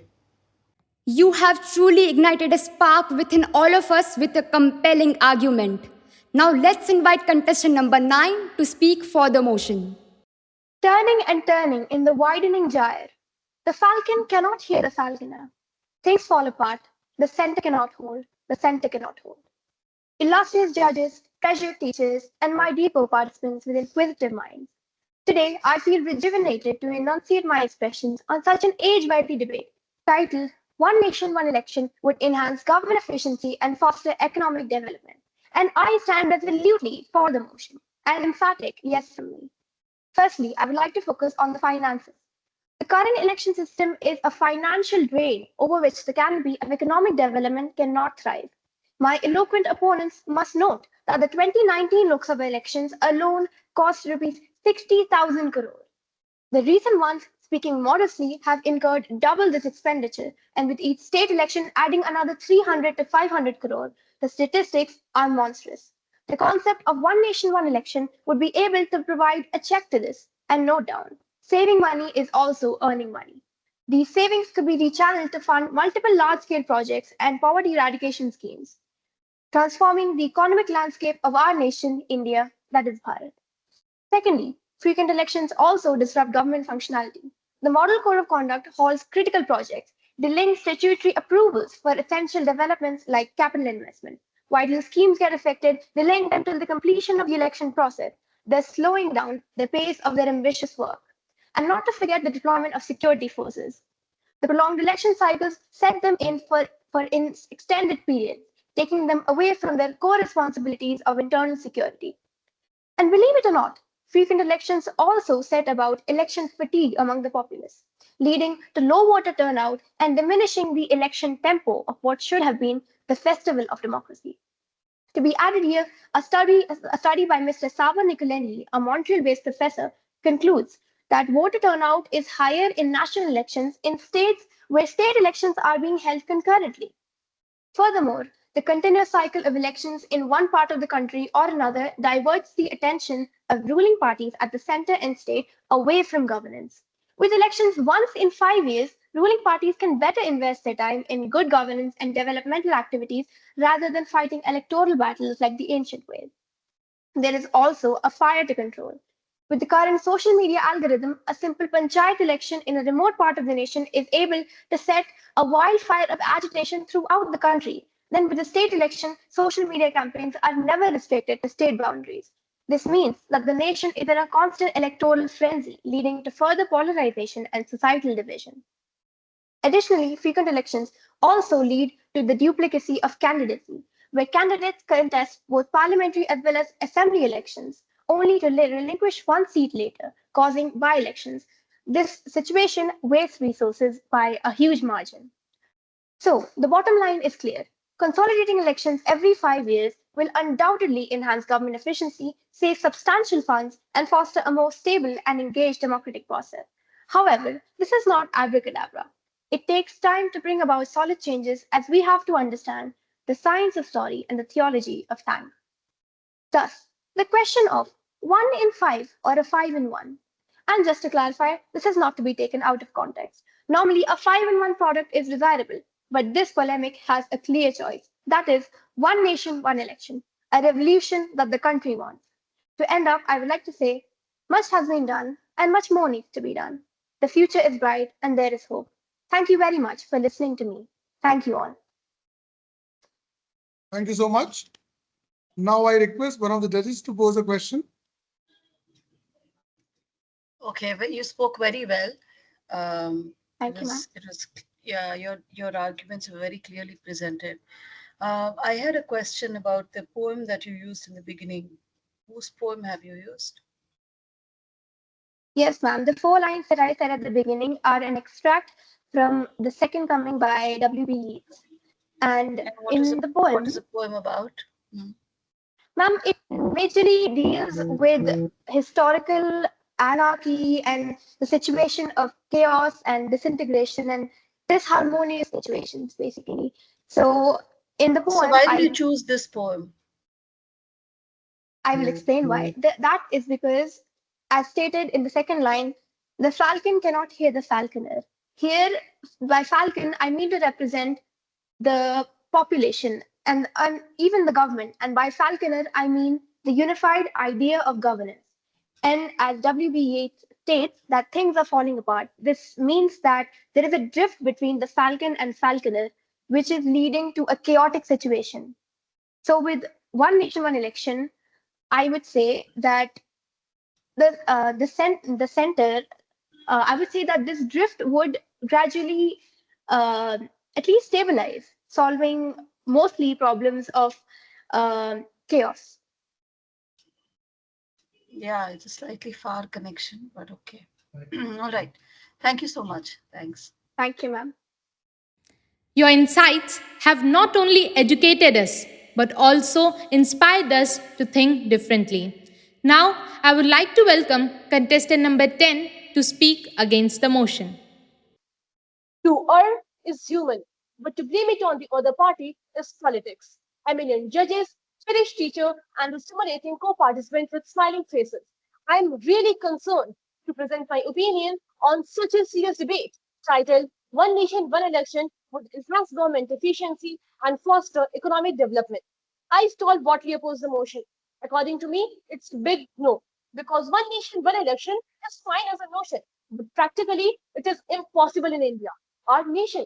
The concept of one nation, one election has garnered considerable attention in India, advocating for simultaneous election to the Lok Sabha and state legislative assembly. Proponents argue that it can streamline the electoral process, reduce costs, and improve governance efficiency. However, several significant drawbacks need to be addressed in order to understand the full implication of this proposal. First and foremost, India's federal structure is one of its defining features, allowing states considerable autonomy in governance. By holding simultaneous election, The regional party will stay on the course, as national party might steal the show by utilizing the resources, neglecting the norms. The diversity in regional priorities and concern would be inadequately addressed, leading to a disconnect between the state government and their constituencies. The example is Odisha itself. The Chief Minister of Odisha, Naveen Patnaik, had to leave the seat because of the election win of BJP in Odisha. BJP stole the show, changed the scene, and became the king. In the second place, conducting simultaneous election across such a vast and diverse country presents enormous logistical and administrative challenges. The electoral machinery will come to a standstill. As a result, the risk of administrative mishaps increases, which will question the fairness and transparency of the election. Coming to the third point, I would say that the synchronization of national and state election will lead to a concentration of political power. National election would dominate the state election, particularly in the state where they have a strong presence. This might marginalize regional parties and dilute the representation of local issues, as national issue may overshadow state-specific concern. The point to ponder is that such a drastic overhaul of the electoral process would destabilize the established political order, potentially hindering effective governance and creating a less responsive political system. Despite the frequent claim that one nation, one election will reduce costs, the initial setup and transition would be a financially burdensome. Overhauling the electoral system for advocating simultaneous election involves significant investment in infrastructure, technology, and training. My worthy opponents go on advocating on the positive sides of one nation, one election. But my question is, can we undermine the fair conduct of sanity in election? If election is conducted simultaneously, there will be risk of manipulation and mismanagement. Election across multiple levels requires vigorous machinery and enhanced observance, which is again practically impossible.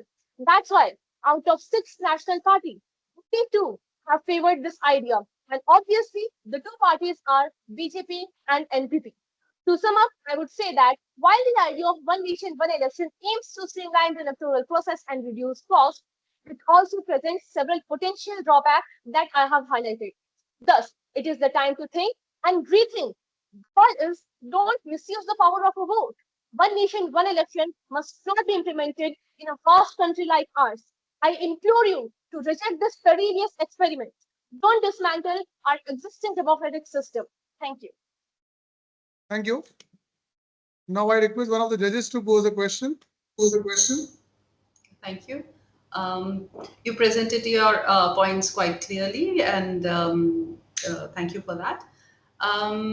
My question is, what kind of logistical and administrative problems do you foresee if such an election is held across India at the same time?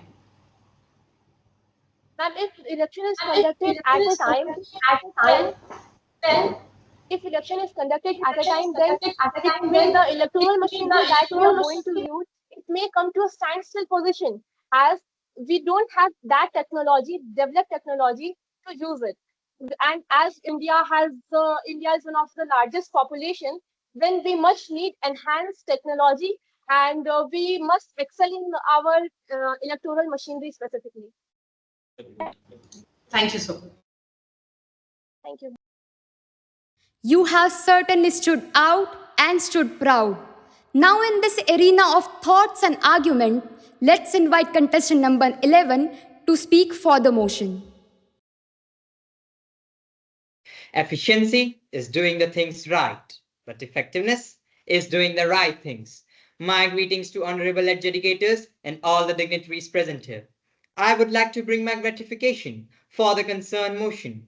One nation, one election would enhance the government efficiency and foster economic development. Be happy! We are on the list of the world's costliest electoral event by spending 1.35 lakh crores into our recent Lok Sabha elections. And if this is the situation, we will end up spending billions on dirty vote gaining politics. Fewer election cycles, a suitable ground for stable economy. Yes, the economy, where investors won't flee like startled pigeons. Instead, they will invest in our nation, creating jobs, prosperity, and maybe even a few unicorn startups. Have you ever wondered why countries like Germany and South Africa seem to glide through the economic turbulence while others flounder. Coordinated election cycles there ensure a stable political environment conducive for investment and growth. Is it not the time for India to adopt a similar model? The Niti Aayog once published a report suggesting that one nation, one election could save approximately 4,500 crores per election cycle. I ask my worthy opponents, can we afford to ignore such substantial savings? Can't these funds be redirected towards public welfare, healthcare, education, and infrastructure? And now, how can I not discuss the Model Code of Conduct, the government's favorite excuse for doing nothing? Who needs game-changing projects like Mumbai Metro, Mumbai Ahmedabad Bullet Train, and the Delhi Mumbai Industrial Corridor, when we can have another election instead? And the wonderful outcome will be restricted public spending, lack of decision making, economic stagnancy, low investments, inefficient governance, and of course, disappointment. Why do my fellow opponents consider simultaneous elections as a threat to federalism? Federalism under threat? It's just an exaggeration. Federalism is all about the distribution of powers and not the timing of elections. States would continue to enjoy their constitutional autonomy. How will federalism be impacted? One nation, one election seems pretty unconstitutional, right? If it's so unconstitutional, then how did we manage to conduct simultaneous elections until 1967? Bring back simultaneous elections. These were the words of the Election Commission of India itself in 1983. But hey, why to listen to the experts, right? I can't help asking my worthy opponents, why do governments suddenly go quiet on big economic reforms when the elections are around the corner? The study by Niti Aayog suggests that this isn't just a coincidence. It's a full-blown cycle of policy paralysis. How many times will everything come to a grinding halt? All thanks to frequent elections, the people's headache. To the supporters of frequent elections, I ask, are we running a democracy or a never-ending reality show where the drama of elections takes the center stage and the governance becomes a side act? Absolutely not. Let's not provoke campaigning instead of governance. So, my dear friends, arise, awake, and do not forget that one nation, one election will enhance the government efficiency and foster economic development. Thank you. Thank you so much. Now I request one of the judges to pose a question. Okay, I have a well done. You spoke eloquently. I have just one question. In the entire process of preparing for this debate, what are maybe 2 or 3 important things that you learned? Not just about the Indian politics, but about your own self in terms of your capacity to argue. Well, ma'am, first of all, good evening and thanks for your thought provoking question. I would like to say that I learned a lot. While preparing for this debate, I read many articles in the row, and also I saw conceptual YouTube tutorials for the better understanding of this topic. And I understood a very well concept that as our government is implementing this huge, massive electoral event of one nation, one election, and they are all set.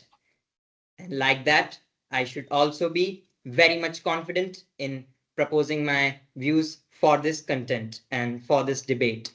So I learned a lot while reading articles from Business Today India, Economic Times of India, the Indian Express, the Hindu, and many more. So, ma'am, I hope it satisfies your question. Thank you. Thank you, ma'am. That was indeed a powerful and intriguing performance.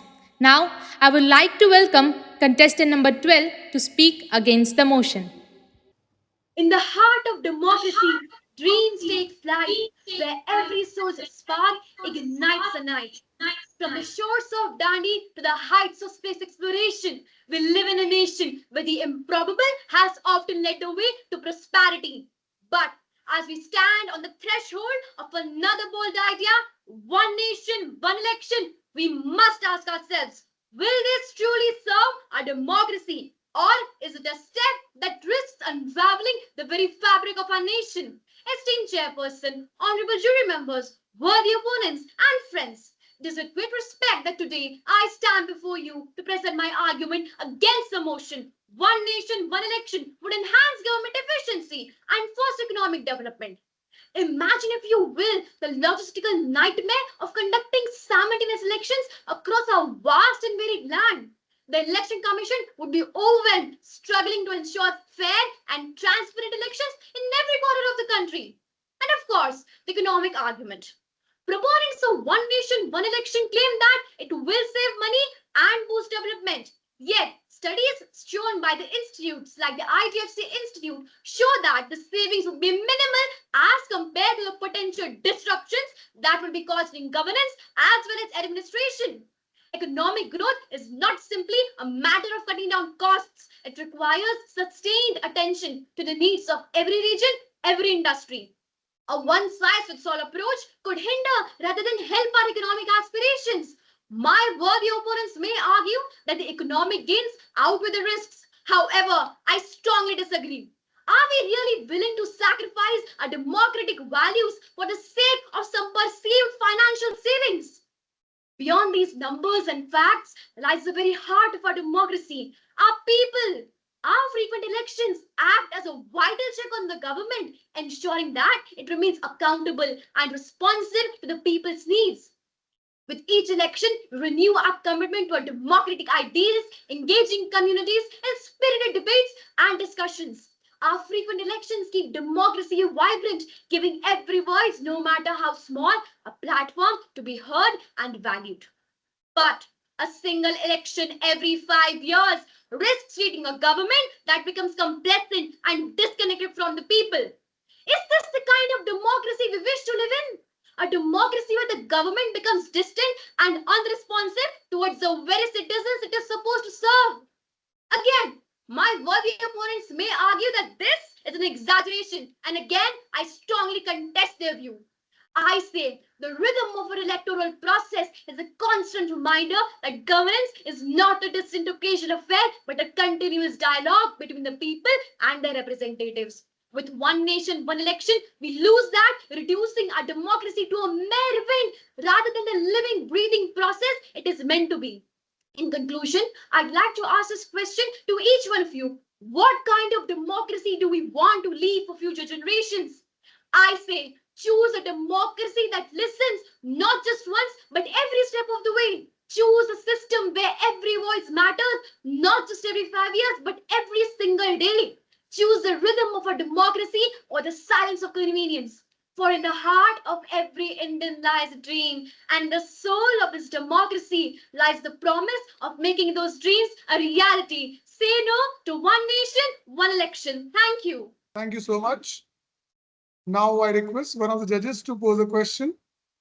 Very eloquent and very well spoken. And you've raised several pertinent points. I especially like your point about uh,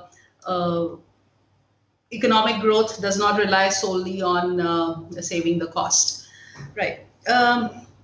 So my question to you is that how will you counter the argument that with one nation, one election, implementation of policies become more systematic and more smooth. So how do we counter that with having several elections? Thank you, ma'am. First of all, I welcome your question.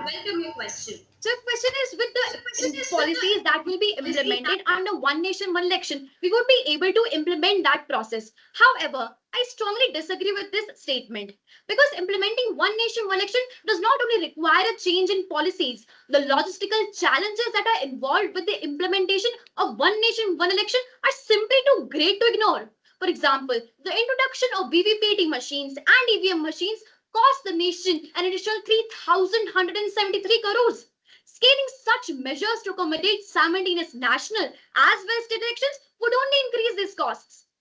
Some people may argue that efficiency and economic gains outweighs these risks. And again, I disagree with them. Because sometimes the economic rates overrides the fact that one nation, one election leads to the creation of a government that becomes disconnected and distant from the people. Even the Carnegie Endowment for International Peace highlights that frequent elections enhance democratic accountability.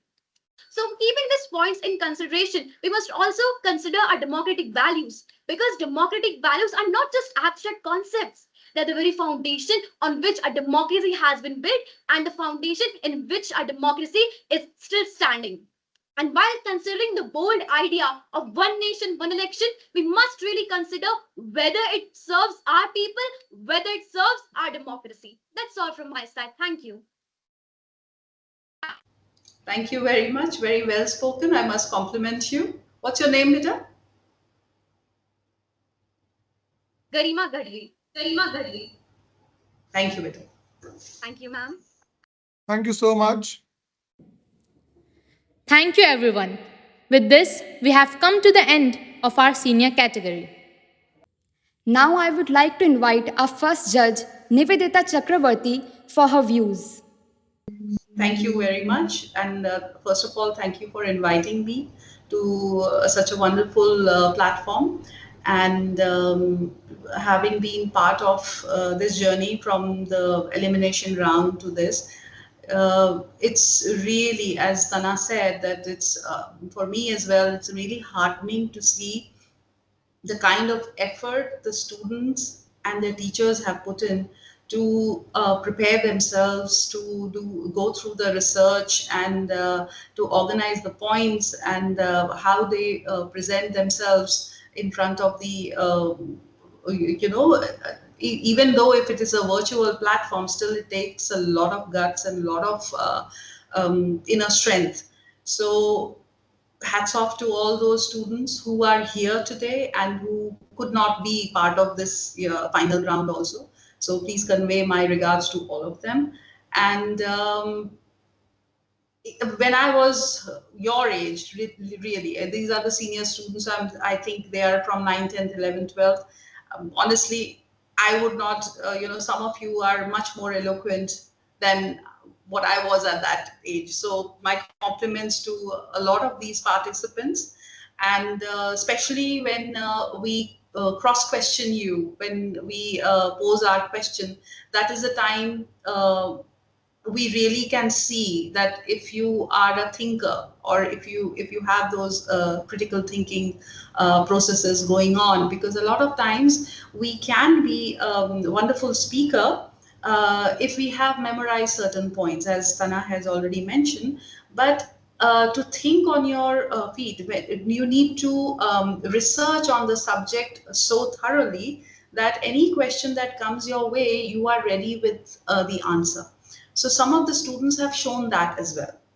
So my compliments to those students really who could come back packed with the answer that about their thought process. So then it shows that it is not just the effort or the preparation from the teachers, but the students themselves were ready to take on this challenge head on. So that puts them obviously ahead of the other students. So wonderful job. To my compliments once again to all the students and especially the organizers for taking us judges on this wonderful journey along with you. So it was an experience, one of a kind experience for me as well. Having said that, I will be coming to Somnath and VERAVAL. So thank you very much. And regarding the particular, some of the things that the students can possibly look at, that even though it is a virtual platform, a lot of times it becomes pretty apparent or obvious if you're reading from certain screen or something. So be very careful, prepare yourself better, and just speak, and the participants who spoke in Hindi, and Tana also mentioned, they were, especially in the senior section, they were so good, really. And their quality of their diction and the way they chose their vocabulary and the way they enunciated each point. I really, my commendations to them as well. But as I said, keep your points ready for the counter questions, but do not read it out when you are presenting your points. That's all that I had to say. Thank you very much. Now I would like to invite our second judge, Dr. Tana Trivedi, for her views. Right. No, I'll begin by thanking the organizers actually for inviting me to be a part of this this evening. Of course, we would have loved to. I would have loved to be there in person had this event happened in person, and meeting all the students. That is a different experience altogether. But this also for me was it was a very interesting experience for several reasons, and the most important one being that it's very heartening to listen to young students who have prepared so much, who have prepared so well, and who speak with such confidence. So, and what I also really appreciate is that I mean, there were a few students जिन्होंने हिंदी में debate किया, and उनकी especially the students who spoke in Hindi, I think their language skills are really very good. So I must compliment the teachers actually, because I also understand that a lot of work goes from the end of the teachers to actually talk to the students, to train the students. So it is a compliment both for the teachers and for the students, where a student can reach up to the stage, speak in front of an audience, be confident, be convinced about what she's saying. I think it takes a lot of efforts, and I've always anyway sincerely felt that school teachers really work extremely hard. These are the formative years for the students, and that is why I really appreciate all the work that you all do. As for the students, I think everyone put in their best effort, and I must congratulate every student who came up. In fact, even the students who could not qualify, I think it was a wonderful effort from everyone. And I really as somebody who's been teaching communication for so many years, just a couple of things that I would like to say is that you have to be convinced about what you are saying, especially for the students, right? That when you especially enter into a debate, or you are even you decide to have an opinion about something, you have to ensure that you are convinced, and you must know every aspect of your argument that you're putting out. So, I mean, most of you had gotten it right, but somewhere I felt that some students maybe you memorized, and you just did things by heart, um, uh, but maybe the real understanding somewhere, not in every place, but maybe in some places was slightly missing. But that's okay. You have a very long way to go, and somewhere along the line you will pick it up. So really, I mean, if you ask me, I'm very impressed. I'm very happy with how all of you have done. um, and it's not easy being in my position, having to even allot marks, or judge in any way. So yes, all the best to all of you, all the students. I'm hoping that at some point I will get to meet at least some of you, if we happen to come to I happen to come to VERAVAL. But yeah, I think that's more or less it from my end. Great, I mean, very good effort by everyone, including the organizers. Um, yeah, I think that's pretty much it. Thank you. Okay. Leadership is all about transforming limitations into possibilities. Friends, let me invite Unit Head, Indian Rayon, Grasim Industries Limited, Shri Shashank Parekh sir, the man with immense possibilities, to grace the occasion. Hello everyone, as you are aware that Polemic 2.0 final round was to be organized as physical event at ABPS VERAVAL, but due to extreme rains and flood situation in the Gujarat region, in the last minute, this event is being organized virtually. This is the right decision keeping in mind the safety and security of the students. We all know that the ABGAs are tuned to adapt the changed situation with dynamism. Debate builds various perspectives. The debaters have their point of view to a particular topic or situation and are open to listen and build new perspectives and at the end have convergence.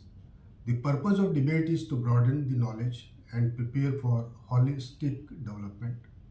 I would urge all the debaters to participate well, have fun and learn. I appreciate the principal and the team ABPS VERAVAL for organizing this event for mutual learning and development. All the best wishes. Thank you. In true words of Winston Churchill, success is stumbling from failure to failure with no loss of enthusiasm. And here I invite our school orchestra to infuse us with enthusiasm.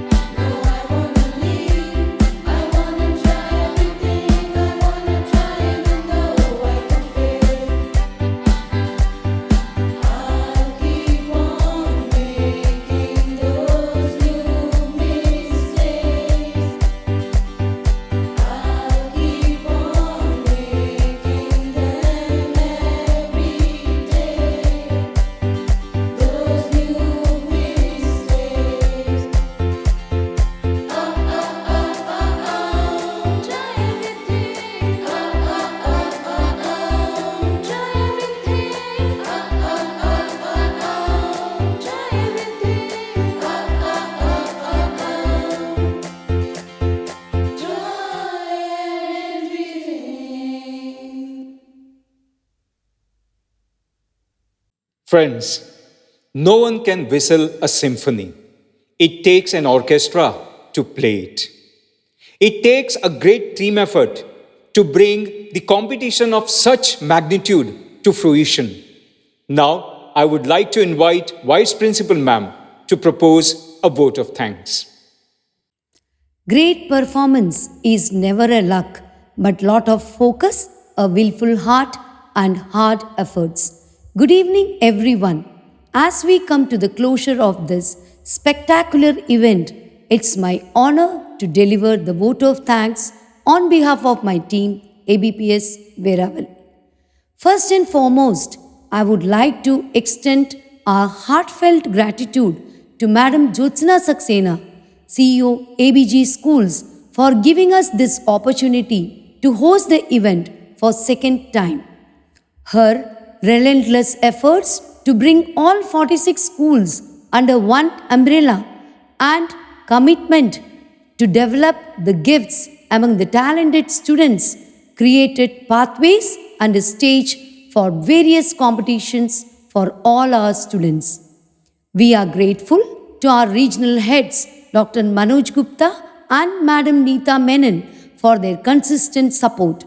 A special mention to Dr. Manoj Gupta for being a strong pillar to our team to his role as coordinator of Polemic 2.0. I express my deepest gratitude to the chairman of our school, Mr. Shashank Parekh, for his unflinching support and earnest guidance to us as a team. I salute the jury members, Ms. Nivedita Chakraborty and Ms. Tana Trivedi, for their precious time and energy invested in the preliminary round for shortlisting the finalists for the debate competition for both junior and senior levels. It was a Herculean task with exhaustive listening sessions and energized discussions among the judges and the organizers. Also, to decide the winners for the final performance would have been extremely challenging for them. My sincere appreciation for our coordinators whose dedicated efforts resulted in showcasing an amazing event by winning the hearts of audience. Kudos to all jubilant participants for their mind-blowing performances exhibiting their best of abilities. Last but not the least, I feel immensely blessed to have diligent team members whose tireless efforts and team spirits made this event possible, adapting themselves to the change in the mode of competition and for adhering to the timelines. It's rightly said that a great leader is the one who gets the people to do greatest things. Before I conclude, my profound gratitude to our principal ma'am for her unwavering support and guidance at every step to take the team to greater heights. Thanks to one and all who supported this event directly or indirectly to make this event a memorable one.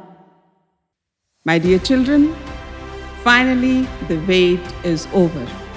I'm having final results of Polemic 2.0 in my hand. So hold your breath, count your heartbeats, and make your heart pump.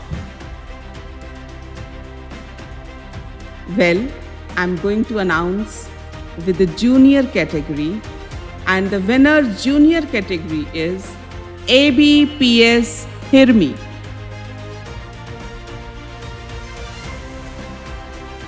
I'm now going to announce winner in the senior category. And it is ABPS Casserole.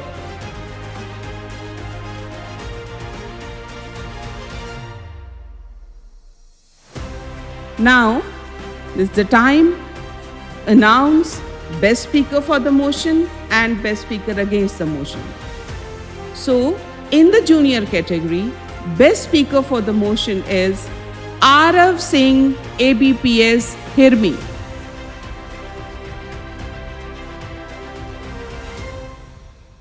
And Best Speaker against the motion is Prateek Pandey, again from ABPS, Hirmi. I'm now going to announce Best Speaker for the motion and against the motion for senior category. And Best Speaker for the motion in the senior category is Hiba Beg, ABPS, Raigada.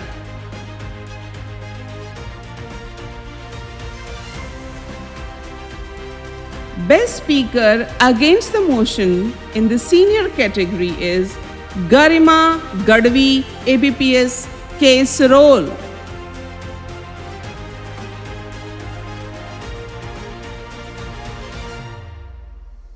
My dear children, this is not all over. I'm having something special in my hand. And yes, that is the Jury Special Award. So, the Jury Special Award for Best Speaker goes to Aarti Sharma, ABHSS Core.